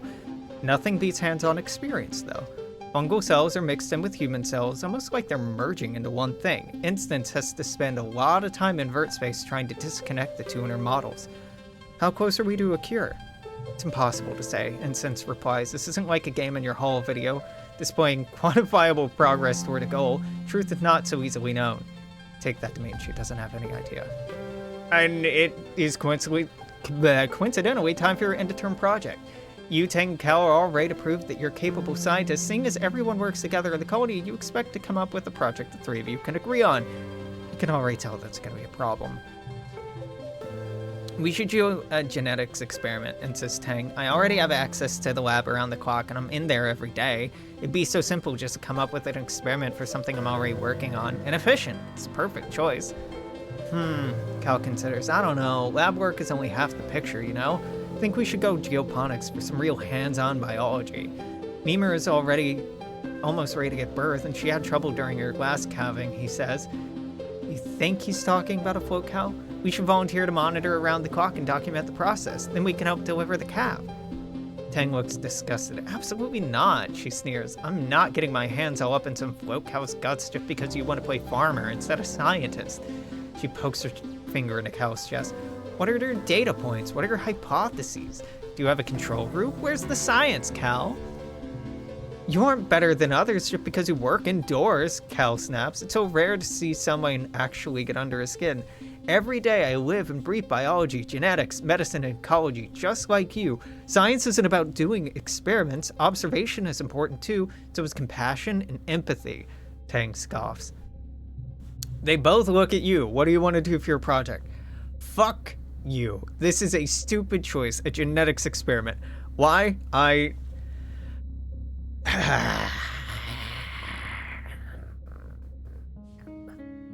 You're both gonna love me by the end of the game. I'm pretty confident I can max both of you out. It doesn't matter, a genetics experiment. I knew you'd see it my way, Tang says smugly. Cal isn't happy, but you know he'll still do his best.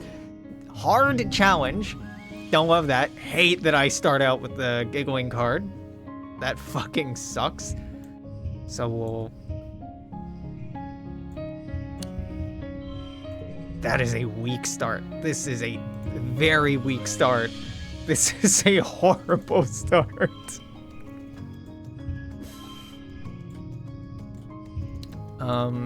That would turn you both into a 4.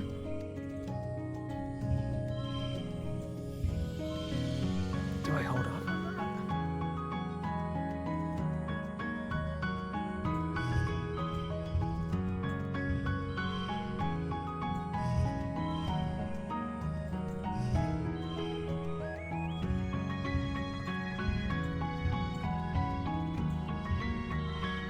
Twenty 24 is pretty good. I only need a 29 here. Well, I can definitely do it. I actually don't give a shit. We're good. We're good. I don't give a flying fuck about the stress. That's fine.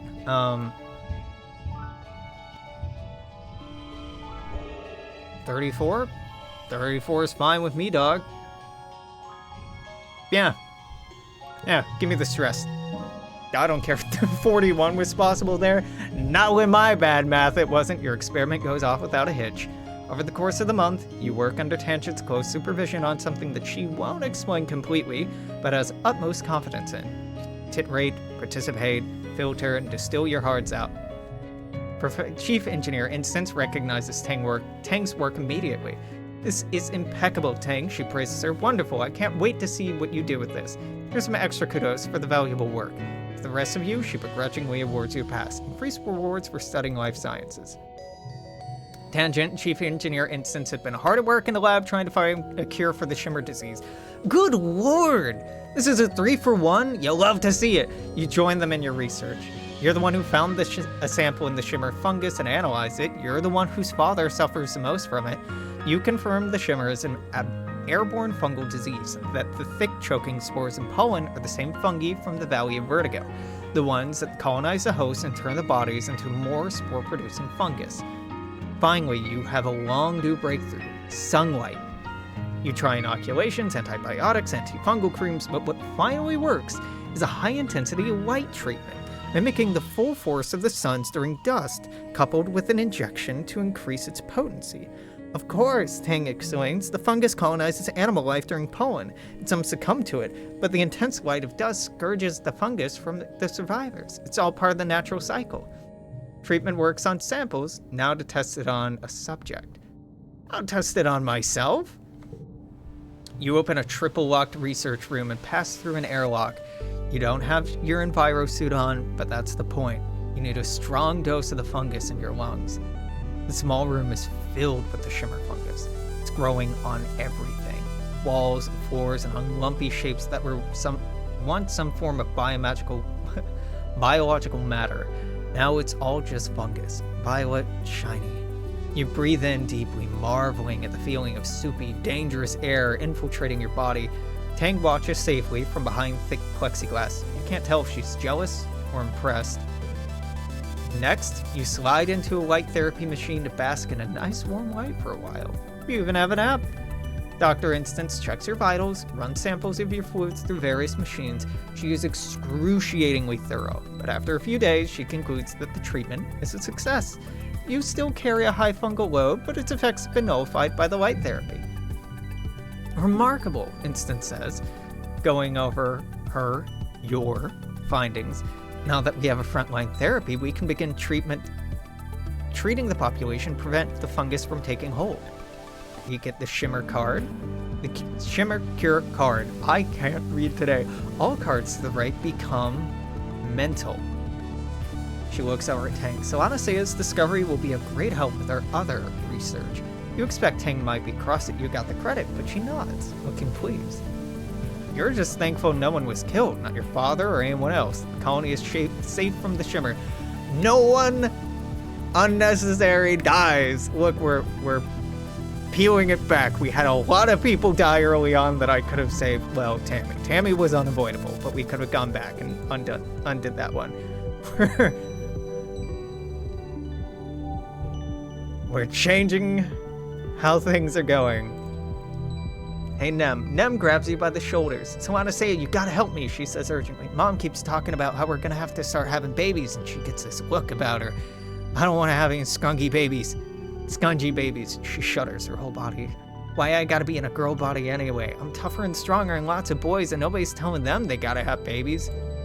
You do not have to have babies. Nem, have an egg for your... Having a hard time? Have an egg. Hello, Dis? Been foraging a lot, Dis says, hitching his bulging backpack up on his shoulder. It's a lot to eat if you don't mind eating bugs and mushrooms. Have some medicine, my guy. 420, blaze it, my dude. Cal is standing in the garden, watching a pair of dwarves moth flutter overhead. They're the worst, he says, frowning. You gotta find a better place to put the grain, because they just get in everywhere. Be surprised we've read this before. I made a whole joke, that's right. Have some fruit, my guy. Dad? Your dad pulls a flower out of his pocket and gives it to you. A blossom for my little blossom. He tucks it behind your ear. I'm 99.99% sure this is poisonous. Let me know if you get a weird rash or anything. Let's help him with the animals. Your dad is helping two bristle slugs who've gotten tangled on each other while... Well, maybe they were wrestling? Your dad doesn't want to go into the details. He hefts up the larger one. You carefully pull apart their bristling spikes, being careful not to get jabbed yourself. 10 minutes later, they're back at it again. Your dad shrugs. The heart wants what it wants, I guess. You catch your dad taking a break in the shade of a geoponics zone. Oh hey, he says, waving lazily. Taking breaks is important. Don't forget to take care of yourself, okay? Help him with the animals. Your dad is running some kind of test on the trippets. He's playing different chords and seeing if they have any kind of language or just making instinctive animal calls. You help him by holding up random objects and trying to determine if their sounds map to any understanding of what they're seeing. They're either saying, kill all humans, or linguini sports ball, your dad says, staring at the readout on his hall palm. Just can't be sure. I can't do all three, right? Nope, okay. That's done. I don't think organizing is... Well, it might be high enough for Mom. Staying hydrated, right? Your mom asks. When it's this hot out, you get dehydrated a lot faster than you think. If you feel thirsty, you're already behind the curve. All right. Thank you, hydration bot.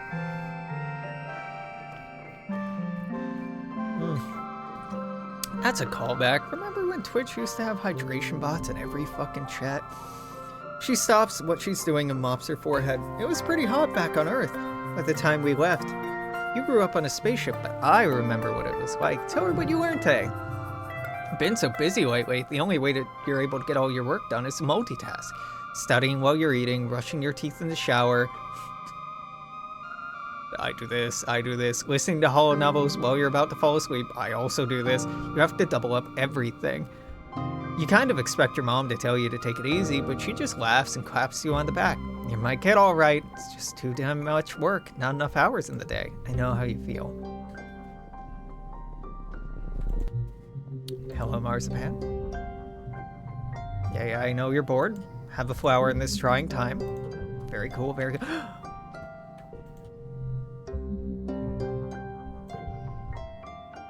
No, that's 300. Okay, I can afford it by the end of the year. Provided... No, I'll be able to afford that. I was going to say provided nothing crazy happens, but I know... Asterix. I'm pretty confident nothing too crazy will happen. You spot Tang sitting on a large boulder outside the lab. She's eating a pressed soy bar ration with determination, alternating bites with huge lumps of water to wash it down as quickly as possible. What are you doing out here? She stops her grim work long enough to acknowledge your question. I hit the limit on number of consecutive hours they allowed me to work in the lab, she says, so I'm taking a break, she says, making mocking air quotes around the sentence. How dare they? That's what I said, Tang replies. They think they can boss me around just because I'm younger. I'm smarter than any two of them combined. Ah, she groans and rubs her bloodshot eyes. I just want to work, you know? It's so frustrating to be deep in the zone, feeling like I'm just on the precipice of a discovery, and someone tells me apparently my genius is taking too long. I want them to treat me like I belong there, the way Dr. Instance does. Tang mutters, she actually respects me. They're just jealous that she likes me more. Tang slides off the boulder. You see the color bleed from her face as she stumbles into you, nearly crumpling to the ground. Oh, she grits out, leaning over while the dizziness passes. I thought the nutritional uptake of that bar would be quicker than a real meal, especially after taking into account the time required to walk to the cafeteria. She trails off, realizing she's clutching your jacket, pushes you away. My apologies, she says, brushing herself off. I'm regrettably, it seems, only human. Tang scrubs her hands on her face. Sometimes it feels like I'm a prisoner in my own body. Like I can feel myself trapped in it. The stinking, sweating bag of meat and bad impulses, stuck with the burden of keeping it alive every day for the rest of my life. Her voice breaks. Tang, wait, are you crying? Tang scowls and wipes her eyes angrily. Reflexive lacrimation is an evolutionary response to emotional and physical stress. She snaps. In other words, no, I am not crying. It's just this resentment for my physical form. It reminds me when I was little, an instance used the gene tech to give me this body, the right body. Only this one's wrong too, she adds quietly. It's right in a lot of ways, but it's still imperfect. It's still human. If I were an AI, everything would be more simple. I could just do my work. I could do what I'm good at. No messy biological functions, no emotions, just clear, beautiful purpose. I hate this. Tang sniffles. I hate feeling like this. I'm always here to listen, Tang. Tangent manages a watery smile as she wipes her eyes. Thanks, he says. I apologize for being all wet on you. It won't happen again. If we were romancing you, Tang, that wouldn't be true. That's a dumb joke. She wipes her eyes and straightens her jacket and takes a deep breath and holds it for 10 seconds, her eyes closed. By the time she opens them again, she looks ready to go back to the work as if nothing had happened. You admire Tangent's determination, but sometimes you think it might come at a price. Oh, it definitely does. I have something for you. Okay, I don't have to do anything today. I could go exploring in order to get more stress. Yeah, let's do that. We've already done the plains this year. We've already done the forge this year. I don't think there's anything... No. I know there's nothing nearby. That's not worth it. What I want to do... Oh, God, I'm so close to leveling biology. Let's level biology, or no, I'm going to do that once we have the money boost. Let's try to level reasoning. Yeah, sure. Is combat high enough? I think 50 combat's high enough. How old am I? 14? Let me checks notes. Does the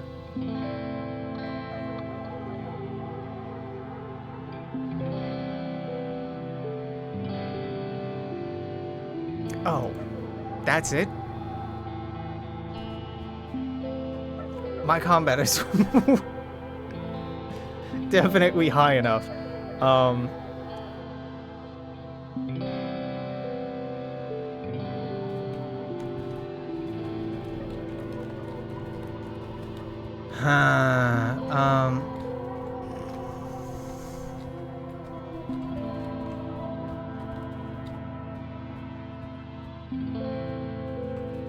I think it's possible to get 3 mysterious stranger events, but I haven't. I think we've gotten 2, right? I'm seeing number 2 here. Did I ditch the first mysterious stranger event? That's fucking weird. Did I forget that? Huh. I think you can get the 3rd one, but I'm not sure how or where. Yeah, fuck it. We're gonna get a huge stress reduction. Let's explore nearby. This might be a waste of time. That's okay. Utopia's helping you gear up for exploring the nearby jungle when she stops what she's doing inside. I just remembered. I gave you the last utility belt to Cinnamon, she says. You'll have to carry your knife and canteen in your backpack, sorry. I sure miss Uncle Tonin, she says. He was a great surveyor. Organized all the teams, planned schedules, kept an eye on the weather, keep double booking equipment, and folks keep getting mad. It's a lot of work. Utopia was born on Earth, but just barely. As first and, for a while, the only kid in the crash, she and Uncle Tonin must have been really close. She doesn't complain, not usually, but it's been hard for her to step into Uncle Tonin's shoes. She loves exploring, flying fast and stalking xenofauna, but there's more to being chief of expeditions than that. It must be hard to be somewhere between the adults and the kids to you.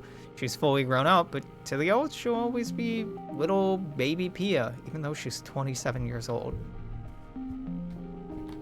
That's a mood?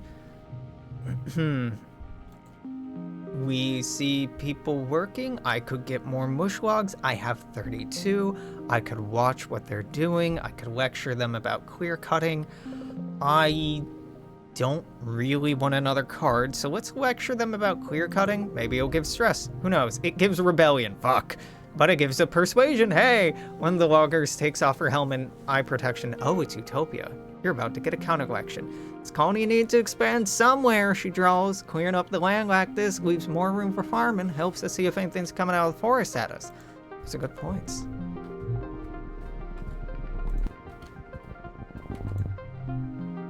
Nearby pond, we jump over it. We level bravery. We're already pretty leveled in bravery.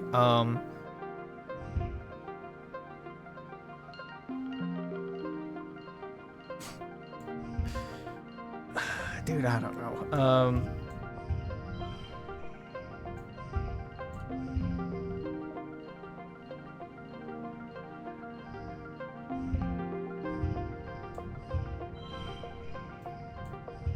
Sure, 555. There you go. I'm so overthinking how to.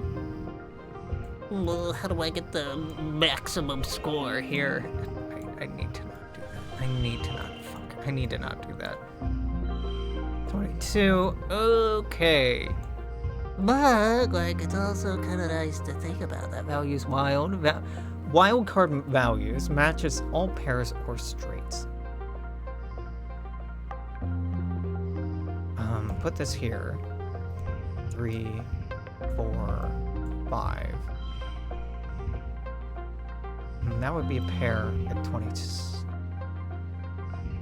31, 34,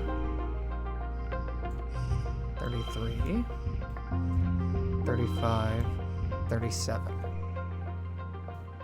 That might be the highest. What? 42 was possible. Jesus Christ, I'm bad at this game. You bravely fall in and get wet. Oh my god. This gamer is bad at math, bad at card math. SMH. Oh, it's a person. Find another way. We're not doing that. That'll just give us stress.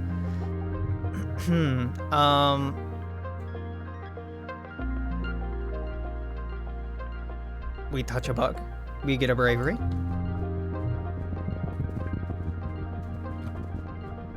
Is this a watermelon event? No, we give them a friendly pat. Hop-eye event. We walk through their territory, do an animals challenge, level this up a little bit. That becomes a 2, that becomes a 3. This is a pathetic hand, but that's okay. Wonder. Oh, so this.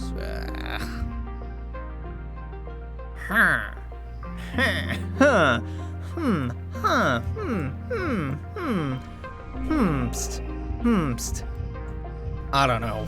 That'll do. Highest possible one. We're not gonna do that because I don't want to play this.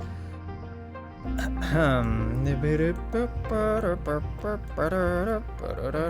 doesn't matter. 23's fine. It's fine. Oh, but you could have done better. Yep. No shit. 39 was possible there. That's crazy. A little bit of animal score. We'll have to see it. Let's not do this yet.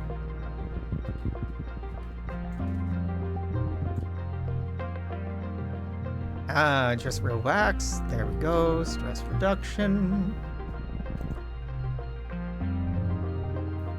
Turn back. I'm not interested in perception challenge.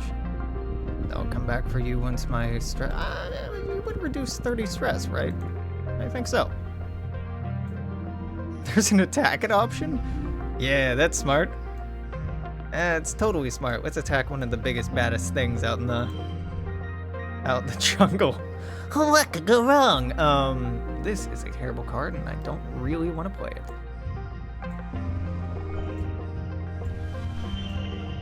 All right, 28, and you're gonna judge this. Hold on. This would become a 5, which would make this a 5, which is interesting. Now that's a 6, which would get up to a 27, then that would give it 31, which I think it probably the best we're gonna do here. 32. This is +1 for other gems, but there's only this gem. 32? Is that the best? Nope. 37. Alright. We get perception, but we also get animals, and then we get animals, and then we reduce stress. And now we're only rocking 12 stress. Spooky sound. Bravely continue on. Ooh, well, this is a great place for this for the first 2 rounds anyway. +1 for each on-point card. That'll turn you into a 4. That's 4, 5, 6. Beautiful. Value is wild. Doesn't really matter where we put you. 3, 3, 3, 3, 3, 3, 3, 3.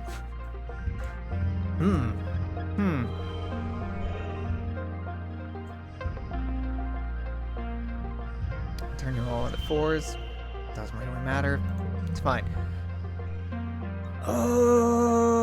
Okay, that turns you into 5, you into a 5, you can be a 4, you can be a 3. No, that would turn you into a 6. Son of a bitch, math is hard. That'd be a 3, 4, 5. Is there a way to do this better? Maybe. I'm fine with it. 36 is fine.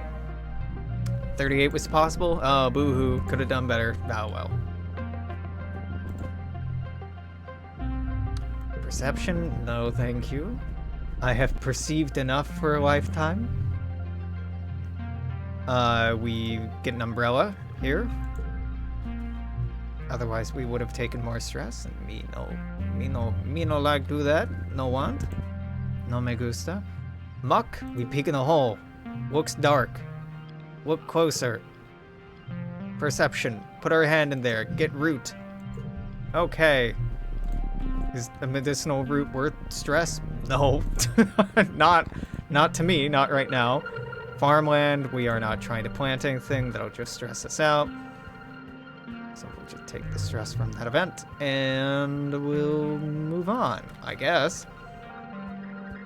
I mean, unless this event... There's a person. They're gone now. Why not? We can ask. Just a mirage, but we'll find another way.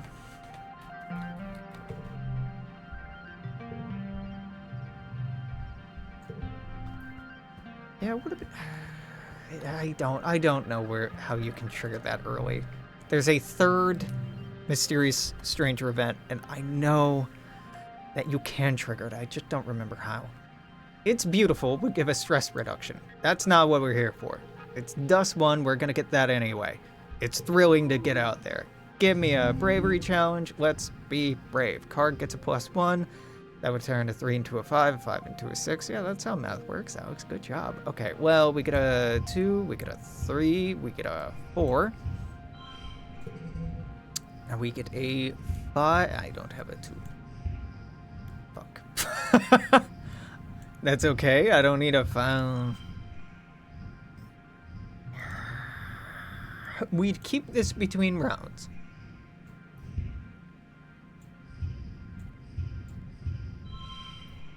I said that as if I meant something by it. I'm not really sure what. No.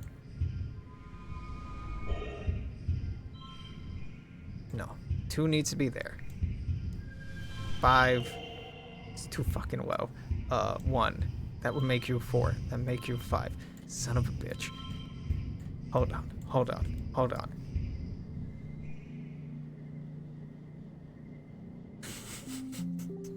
I'm so determined to get the best score possible. It doesn't matter. We need 8 to succeed here, but like, well, you know.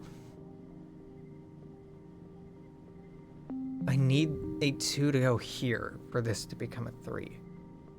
So this has to go here to become a 3. I don't have a 2. I could have a 1, but not a 2. That could go to be a 4 then. This would become a 6.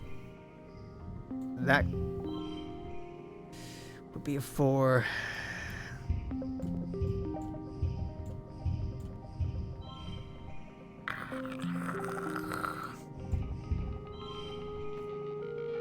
So we can make this all 4s and a 7.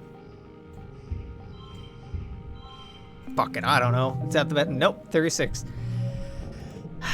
Oh my god, how I tried. Oh my god? Wait, what? Oh! I've never done this. I didn't know you can make it across this. I did it. 2 bobber fruit, stress reduction, colony food. Okay, we'll go home. Damn, I didn't know that was cooked in.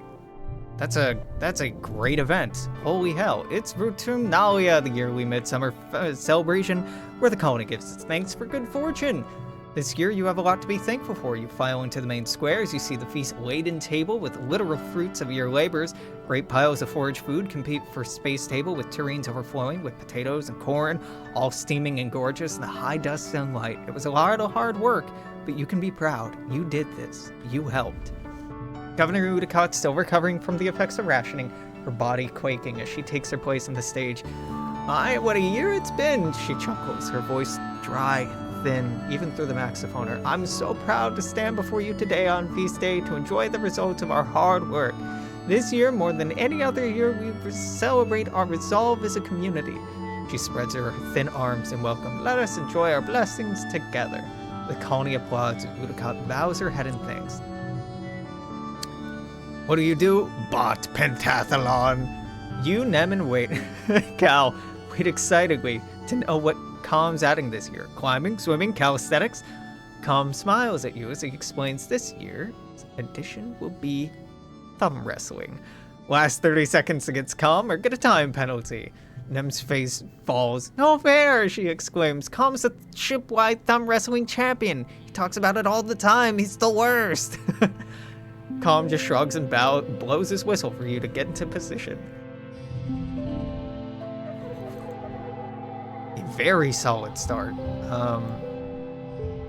Card becomes a 3.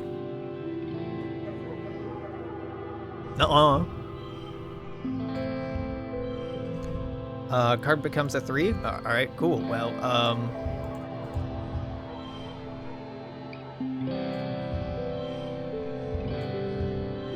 cool. 16. Oh, I don't know. I don't know how we're gonna do that. So this becoming a 3 is very annoying. I can turn it into a 5 instead, which would then clone this into a 5, and I can have a 6, 6, 5, 5, 5, 5, 5, 5, 5, which is probably the best we're gonna do here. Okay, thank God. I've been getting so close to the maximum without getting it that I might have lost my mind. You don't beat Calm at thumb wrestle. Nobody can, he's the best. But you do manage to hold on through 10 seconds of maneuvering and fake-outs and double fake-outs. The man is a master. In fact, the things you learn from Calm in those 30 seconds can be applied to the bot you have to wrestle at the end of the contest. You wonder how you never noticed before how much of bot wrestling is finesse, not brawn. You win handily. Nem whines at Calm for being unfair, but she still takes second place. After the festivities, the whole colony takes a few days off for a break. Nem and Calm organize a giant sports ball tournament and sets up a food stall serving sweet potato juice, slushies, and spiral cut potatoes on skewers. The party just keeps going. It's great. What could go wrong? Everything's going so well. Alright. biology time, baby. Let's go do some science to that radioactive plant.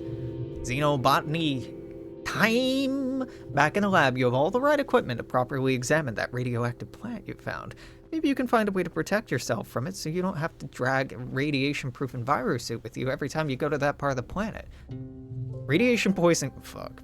My engineering is not good enough. Poisoning isn't the killer it used to be on Earth with medbeds. You can flush out deadly doses of radiation in a few hours, but it can still make you really sick, though. And high enough doses could kill you before you're even able to reach a medbed. How confident are you you'll be able to protect yourself? I think I'll be okay. You take a careless approach to protecting yourself from the radiation. Can't be so bad that you won't be able to get to a medbed in time, right? Wear gloves and a face shield and get to work. After a few hours, you start feeling dizzy. The dizziness quickly becomes nausea. While you're puking your guts out in a bucket, you have to admit you're probably feeling the effects of radiation poisoning. Radiation poisoning. Who could have predicted that? You're not done with your experiment, though. It's fine. Keep going. Oh, indestructible youth. What's a little hair loss and diarrhea? It's just a plant. You're better than a plant. This might be one of the dumbest things you've ever done. You'll be in the medbay wishing it killed you for at least a week, but you did complete your experiment. You discover the radioactive plant is part confined to the carpel of the flower, its reproductive organs. The petals act as a radioactive shield to protect the rest of the plant. Press the center of the flower, its petals close and block the radiation enough that a person can pass by without feeling sick. Neat! Should be able to use this to protect yourself next time you encounter this plant in the wild. You've had a project going in the greenhouse lab for a few years now. Years? I haven't been in here for years. Trying to come up with a way to make earth plants more likely to take root and flourish in the nitrogen-weak Vertumnan soil. Gene tech has always been a part of your life. Everyone you know has some sort of genetic enhancement. Some have large-scale gene editing later in life, like Tangent's transition. You know it's possible, but your knowledge of Vertumnan genes isn't as complete as the human genome. The trick is finding exactly the right Vertumnan genes to splice into the exact right Earth plant. So can you do it? Will today be the day you make the breakthrough? I'm gonna fucking try, my guy. 69? Nice. Nice. I got a good feeling.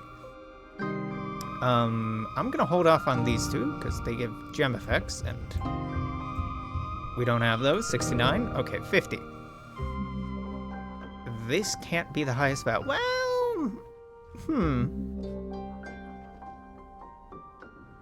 I can do a 1, 2, 3, 4. 4 here. 26. I only needed 24. That is super, super, super, super easy. That is a done deal. What is less of a done deal is maximizing on this. I mean, I hit the super goal. Is this the highest score possible? No. Hold on. 36 might be. Is it actually? No. I mean, watch. That's also 36.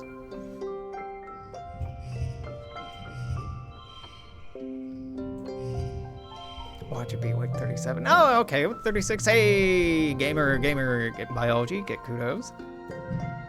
You double-check congruences simulations 100 times, and results are always the same. A truly viable genome composed of genes from both Earth and Vertumna, and in every chemical simulation congruence can run, it successfully takes root and flourishes. Native hybrid. 2 extra cards when drawn. Crazy good. Oh, yeah. Right, I forgot. This gives food. We were 1 away from this. I didn't have to go back. I could have just done more science about it. You look at the tiny, barely sprouted plants. This could be the beginning of a whole new era of agriculture on this planet. Being able to plant crops that actually grow strong in the soil might only be 1 plant for now, but who knows? Maybe in the future. You'll be able to use this for all sorts of crops. Your mom has always been a result-oriented person. She doesn't like to experiment just to see what might happen. She likes science that she already knows and trusts will work. When you call her in to see what you've done, she smiles as proudly as you've seen her smile before. Even she can't argue with congruences results. You earn twice the kudos working in the lab from now on, huge in recognition of your contribution to the colony's continued survival. 3 biology, 2 organizing, 30 kudos, 6 stress. And we haven't quite maxed out biology, but we are getting very close. I may be injured, but that was fucking worth it. Did we just finish off biology?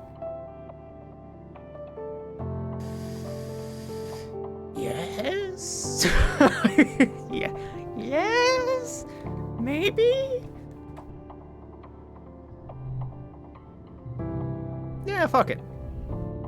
Your work often overlaps with Tangent's work in biochemistry and genetics lab, so it's not uncommon for her to pop by and ask questions about what you're working on, or for you to go ask her for help in interpreting some test results. She's uncharacteristically animated whenever she gets to talk about science, almost like she's a different person. She even laughs, sometimes. Don't you think it's interesting how Vertumnant species resist being classified by any known taxonomy? She asks, peering into the root network you've sandwiched between pieces of clear glass. She stands up. Feels like everything's a little bit fungal, she says. Spores, fruiting bodies, mycelium networks, even in animals. Some animals here can even photosynthesize, she nods excitedly. The division between plant, animal, and fungus is less strict here than it was on Earth. At the cellular level, many animal species have properties of plants and vice versa. She launches into an explanation of how high-energy bonds store energy and require metal catalysts like iron in human blood, chlorophyll in green earth plants, but how different hues of Vertumnant plants must mean they use an entirely unknown elemental catalyst, possibly not even a metal at all. It's a little advanced for you, but Tang is very excited about it. She stops and takes a breath, winded by her own monologue. Sounds, I want to say, if Vertumnant plants and animals share an elemental catalyst, and we found out what it is, we can learn so much about this planet. Show her beautiful flower and said, this will not work. Look, I'd love to flirt with her, but I can help advance her theory, and she'll like that more. You showed Tangent what you've been working on. All the samples and simulations, results of scans and experiments. Incredible, Tangent says, going over your notes. We've been attempting to map genomes and various samples in order to construct a phylogenetic tree, but we're at capacity already. Can I take this? Of course.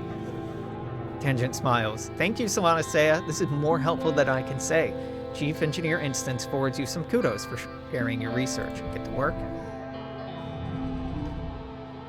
First collectible use is free. That's fucking sweet, guy.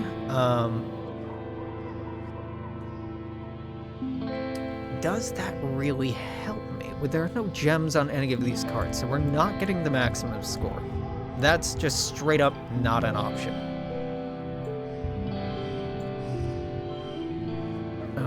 And this isn't even a 3, 4, 5.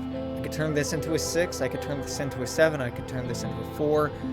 I could turn this into a 3. And this is free. So why not? Boom. Okay, there we go.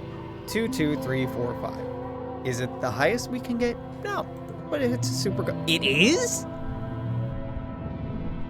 Well, howdy. Okay, we are now enlightened. We mastered a skill. We get a +1 to all mental increases for the next 3 months. You know what I'm doing for wet? I sure as fuck am not leveling organizing. We're getting engineering up. Now's the time, baby. Now's the time. And biology getting maxed gives us something very cool. It is early wet. New perk. Enhance your DNA and engineering. We can get a new perk like we did at the beginning of the game. Hello, it's wet season. Mars, have a flower. Well, I've had better birthday gifts. Cal. I say that. I almost have enough for that stupid gun that I probably don't need.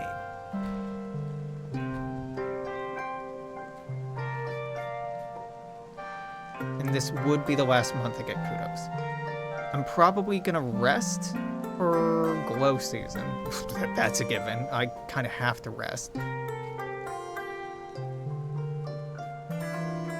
Right?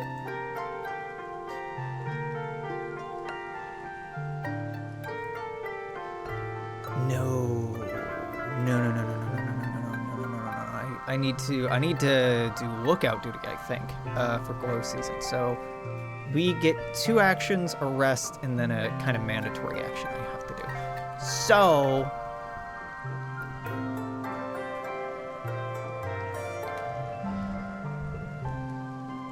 how bad do you want that thing, Alex? You know what you have to do to get it. Yeah. think my combat's high enough. Let me check what the fuck this combat check is real quick.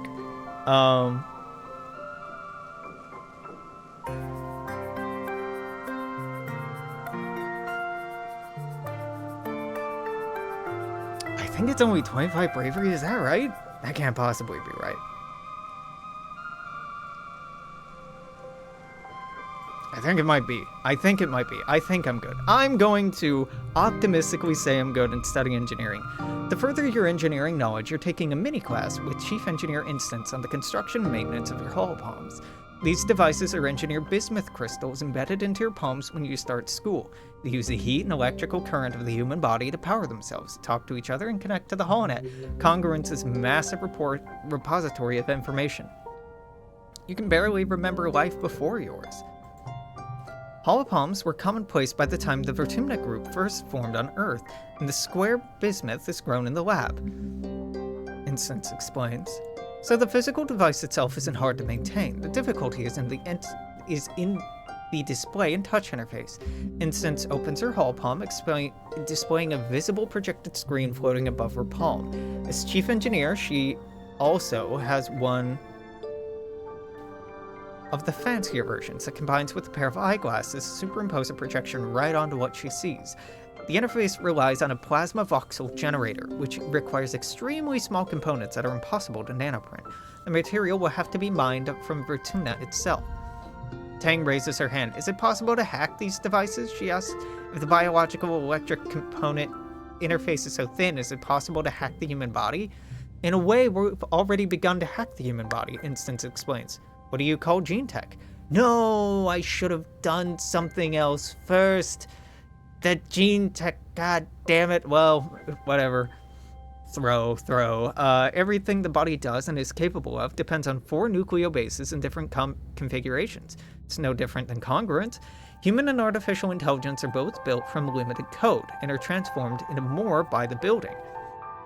Your genetic enhancements, super hearing, insight, temperature regulation, increased resistance to fear, disease, fatigue, all present the human genome and unlocked by the power of science. The class splits into working groups to explore installing modules into your holopalm. You and Tangent are in a group together. I am so dumb, holy shit. I'm so spoiled. I'm so used to engineering being higher. She begins installing a mod that lets her scan inorganic materials and get a reading of their chemical compositions. What do? This lets you level up something else. We're just learning from Tangent. You don't feel comfortable modding your own holopalm yet, so you sit and watch Tangent. She upgrades hers. She's hesitant at first, but relaxes after she realizes you're not here to judge her. You'll learn a lot from her. She can be nice, so long as you don't ask too many dumb questions and you're doing something she likes. I cannot make this have the highest value. We get a 5, we get a 5, we get a 4, we get a 3, we get a 2. That's a 2, 3, 4, 5. A weird series, but 35, good enough. That has to be the highest, right? Yeah, okay, good. 5 engineering in one go. Oh, you love to see it. God, that fucking rocks. Plus 3 reasoning. Only 11 stress, plus 2 kudos. That fucking rocks. I didn't give you anything, did I? No. No, I didn't. I completely forgot about you, Cal. I'm a good friend. I promise. I promise I'm a good friend. We already did all the animal stuff with that, right? Yeah. And organizing, we're not done. Perception, animals, biology, we've done everything with Cal, right? I'm just checking off the boxes. Bravery, we're at 80, so I should be done with the bravery stuff with this, right?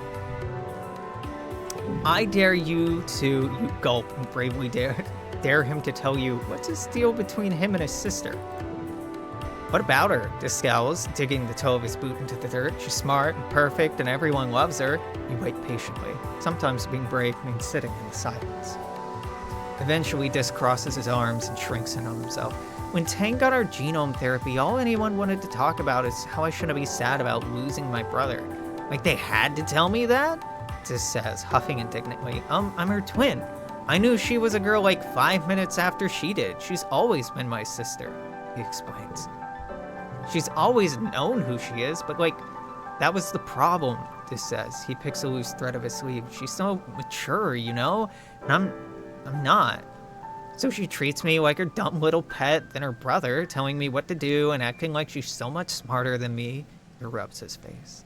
I mean, she is smarter than me. She's smarter than everyone, even the adults, but that doesn't mean she knows what's best for everyone. Dis lapses into silence. You wait a little longer to see if he wants to share anymore, but Dis seems intent on sharing. It's staring off into the wilderness again. That is fair, my guy. That is fair. Tinker with your DNA is what I should have clicked. Of all the people in the colony, you understand genetics the best, besides Dr. Instance, probably. She trusts you to attend the gene tech machine. With access to a machine like this, you could give yourself a new genetic enhancement. Sure, you probably shouldn't mess with your genome too much in vivo, but one little change couldn't hurt. Of course I want to. You decide to install the enhancement. Absorbent brain, +1 on challenges to mental, not great. Super strength, +2 for every other strength card. Pretty okay. Extra fingers, +1 on certain challenges. Eagle eyes. But what they don't tell you is you also get the passive. And I really want to level engineering, so we're getting absorbent brain here. Kids learn fast because their brains are like sponges. But when people get older, they can't absorb as much new information. Not for you anymore. You're always learning and your curiosity knows no end. It's a tricky process, but much more complicated than modifying the malleable stem cells of an embryo. You wouldn't risk doing it again, but this time it works out. Dr. Instance knows what you've done, but you take her silence as tacit approval of your risky experiment. Okay, what did that do, Alex? What did that do? Was that worth it? Was that worth it?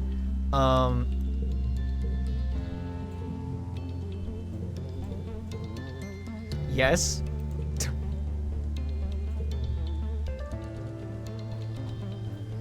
Yes, it was. You're 14 years old and stay calm when others get frazzled. You're a keen learner thanks to hyperactive neurons in your brain. You've got a knack for finding hidden things or staying hidden when you need to, and you've got a green thumb, they them. By the end, if you max all these out, this is a long paragraph. Yep. Science, baby. Engineering. Let's go. You see a notice on the engineering hall web. Chief Engineer Instance needs somebody to help after school tutoring. Literally anyone who isn't a complete idiot will do, because she's desperate. Please apply. Apply for the job. You tell Dr. Instance you're interested in the job. She looks up from her hall palm. She's just noticed that you exist. Yep, you'll do, she says, nodding. The younger, slower kids have trouble keeping up with congruence sometimes. Most we just have to pat them on the back every now and then and stop them from wondering where they're supposed to be studying. No offense, but anyone with a pulse could do it. Wait for further instruction. She sighs, shooing you away dismissively. You know where the classrooms are. Just come back when you're not doing whatever teenagers do. Unlock tutoring. I will not be doing that today. +10 stress. Well, I will be resting tomorrow, regardless of what I do. So you know what? Fuck me up, brother. Fuck me up. Put me in, Chief. Go ahead. Hurt me.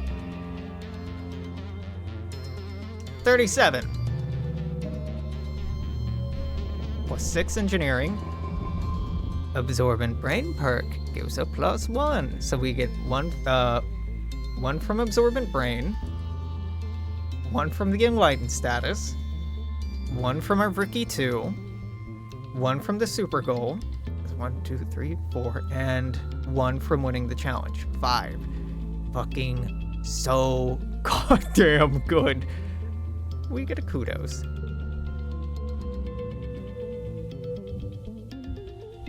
Alright, wait, what? We rest. Tang. Happy birthday. Dis.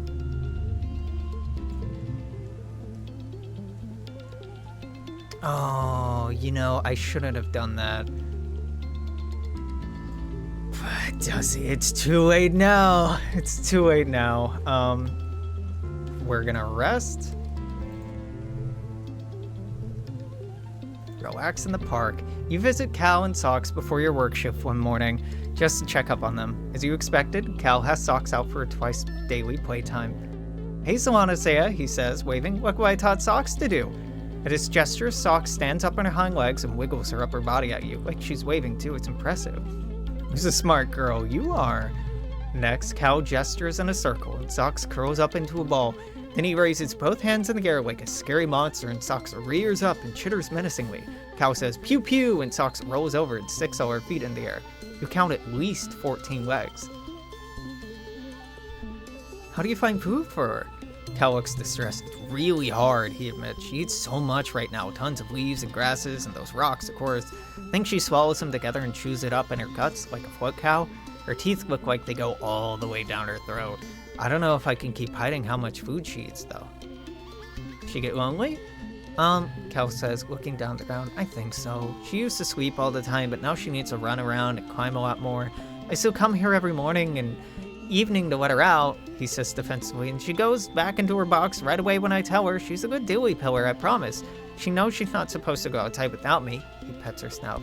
"I think maybe she's just not a baby anymore, you know?" What happens when she outgrows the box? Socks clambers up Cal's arm, almost toppling him over with her weight.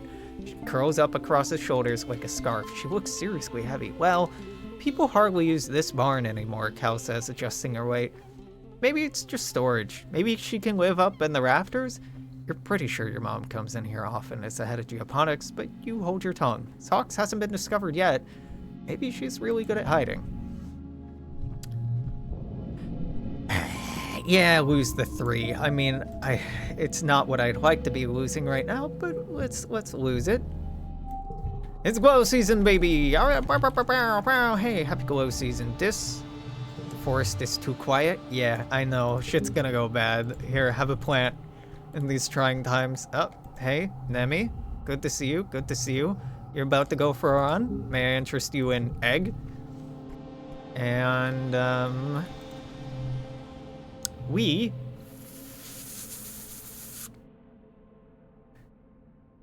Fuck. I think... Oh, no.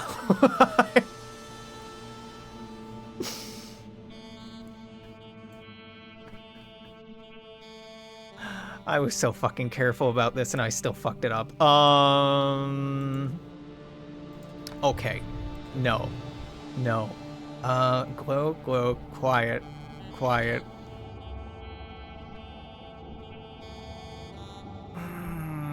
God, this goes back to the beginning of glow season, which we're... Fuck. Okay, well, alright. I fucked up. You need to unlock patrolling on the wall. And I hadn't unlocked that yet. Because I hadn't done defensive training enough. Because I was so confident their combat was high enough. So somebody dies and I don't remember who it is, but let's do defense training. Yeah, sure.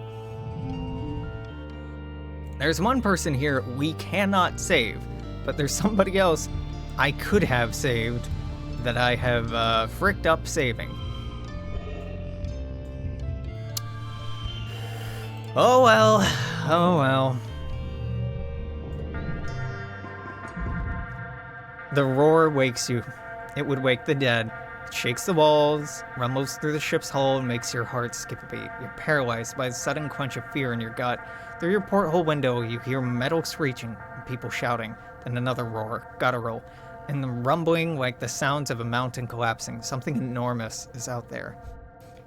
See, if I had been out patrolling on the walls, I would have been able to know that this was coming, and I could have been out there to face it before this.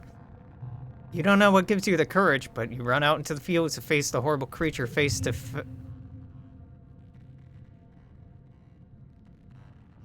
It has no face. In the place of a face, or even a head, its body just unzips, revealing a mess of writhing pink tentacles and blinking eyes pocked with jagged asymmetrical teeth. It stands on 4 enormously powerful legs, each as wide across as a tree trunk. Clinging to its back and its thick slug-like tail are clumps of lichen that glow faintly in the night. The creature is nearly twice the height of the greenhouse. It's standing on top of a flattened one, the wreckage of lattice and plants all around. Flickers of light from plas rifles and stun gloves light at it from underneath, and the stench of ozone is thick in the air. We see Nem and her brother Com darting in and around its legs with their twin shocks of red hair. The faceless creature lurches into another greenhouse, oblivious to the soldiers trying to herd it away. A monster left a trail of destruction from where it smashed right through the walls. Smaller creatures are pouring in through the gaps and heading straight towards command. You watch helplessly as the hordes of animals storm command, sneaking through torn away panels, smashing through windows. It's too far away to hear the screams, but Governor Udicott is inside. You have to do something. I don't think you can save the governor. I don't think you can. I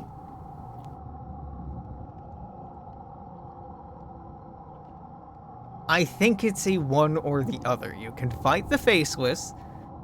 Com dies here, regardless of what you do. You can fight the Faceless and get a good card out of it. I could save the governor.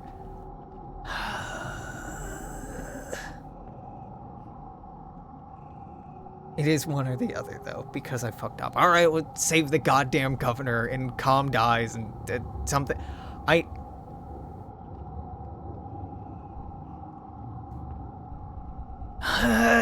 God damn it, this is such a good card. No, I have to face the monster on her own. Look, I'm sorry, Governor, but this is such a good card. You run towards geoponics, picking up a pitchfork as you run across through the barren fields. When Com sees you, he gestures for you to flee. Get out of here, Solana. He says, you're gonna get yourself killed. You grip your pitchfork in defiance. You're sick of being told to hide like a child. You want to fight. We need a mere 90. Okay, all right. Easy, right? Well, this sucks. I could turn this into a 3. I could turn this into a 4. That doesn't help, but that would be a 3, 4. I could turn this into a 5 with 2 of these. Then we'd have a 4, 5, 6. I think that's what I do. 25. All right, we're a fourth of the way there. Very easy. This gets a +6 if it's our highest value card, and there's a lot of other cards on the table, but we can make that happen.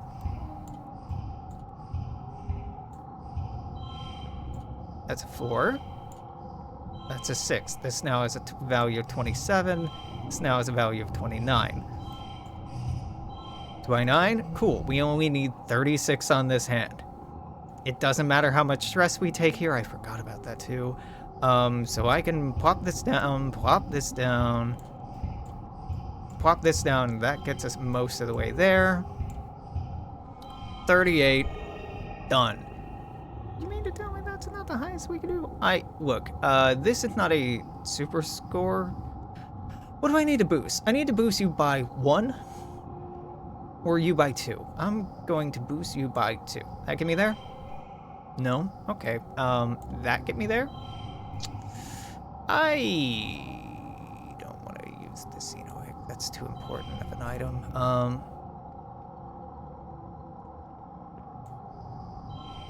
Fuck it. Oh, no, it's good enough. No, it's good enough for the fucking 55.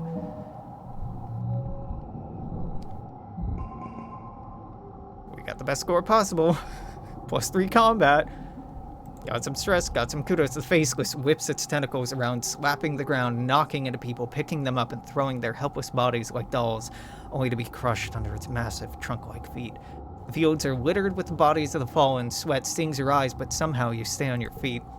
You're not entirely certain how you manage it, but somehow you get on top of it, clambering up its thick tail with your pitchfork in one hand, its skin leathery and smooth, radiating a sickly heat. The defenders shout as they see you climb onto this massive tentacles. You ready your pitchfork and thrust it into its horrible craw. The Faceless roars, rearing back on its hind legs and flailing its tentacles around in an attempt to throw you off. You keep hold of it as it kicks and bucks under you, trampling the defense squad underfoot. The defensive line breaks. The Faceless takes off at a gallop towards the stratospheric. With a roar that shakes your very molecules, it loses its balance for the last time and falls into the ship. Metal screams as the ship buckles and gives away. Whole pieces of quarter wing shear off as your home opens like a tin can, spilling its contents into the square. The strato lurches, then collapses under the creature's weight. Slide down from its corpse and run back to the fields where wails of grief begin to join the whimpers of the dying. Your stomach sinks as you see Nem bent over the body of her brother, Calm. His body bent at an unnatural angle, his eyes open, face frozen in stupefied terror. He looks unreal, like a wax mannequin. He's just gone. Like that. Nem lets out a primal scream of pain and holds her to her chest, rocking back and forth amongst the carnage. You've accomplished the impossible, but at what cost? The Council calls an all-colony meeting to face the aftermath of the attack. In the oppressive gloom of Glow, you gather near engineering with the other survivors. It's one of the few buildings still standing. The corpse of the Faceless still sits caved in the wreckage of the Stratospheric, spilling its flaccid pink tentacles from its horrid zipper-toothed maw. It's already beginning to stink. He called you a hero for killing it. It's an 8 value card that gives you a +6 if it's the highest value. It's like a default value 14 card. It's so fucking good. I'm sorry the governor had to die for this, but she doesn't do anything mechanically for us moving forward. Except making a coup possible, but we're not doing a coup this run, because we've already fucked up so well. The coup's possible. But I don't want to do a coup the first time through because I want to be loyal, because I want to unlock an item that we can use in other future playthroughs. And it ain't happening. They called you a hero for killing it. But not everyone sees it that way. Your stunt got one of the defense squads trampled. And you did train the monster straight into the Stratospheric. You were brave and lucky to survive, but it's hard to say if your actions made things better or worse. Governor Udicott was killed by smaller creatures that swarmed command during the attack. In her absence, Seek addresses the colony. Geoponics is gone, greenhouses destroyed, fields trampled. After a year of suffering, starving, and only barely scraping by, you're not just back to where you started. It's even worse. The entire front half of the Stratospheric has been destroyed. The living quarters, the canteen, the garrison, the lounge, even the creche. It's all gone. It's only by some stroke of luck that people hiding in the creche weren't all killed. Seek solemnly reads the names of those who lost their lives. Too many, including Governor Udicott. You stand for a moment of silence. Feel the weight of loss like a blow to your chest. Nem and her family cry out when her brother Calm's name is called. And their quiet sobbing continues through the silence. With the living quarters destroyed, everyone moves to the engineering wing for shelter. You're crowded into the classroom with other families. The adults try to make it seem like a sleepover, but you're all still so shaken. Nem cries about her brother and screams at anyone who tries to comfort her. Eventually, you just ignore her grief, as painful as it is to hear her sobbing at night. You feel like you've been awake for days, and you'll never fully sleep again. You try, but you keep jerking awake, crying out in fear. Eventually, you fall asleep sitting up, held in your father's arms. Your sleep is fitful, but mercifully dreamless. Rest for now.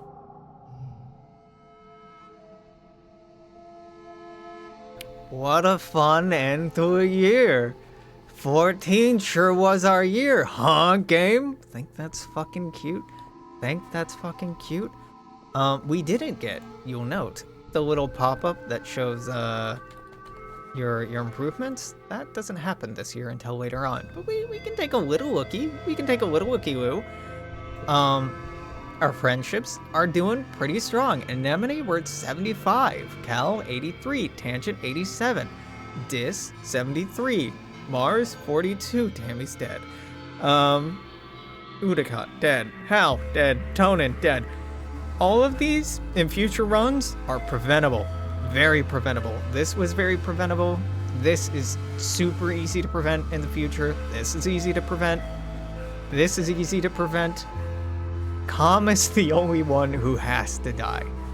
There's no way to avoid Calm dying, because effect it has on Anemone getting older is very important. I kind of want to keep playing, but it's already midnight. I'm going to put in a cut here regardless. If you're watching this on YouTube, this is going to be it for today. Until tomorrow for you all, I'm going to say, or whenever the next one goes up, I've been sick and inconsistent. We'll see. Until the next one, I'm going to say toodaloo, take care. I will see you then. Bye-bye.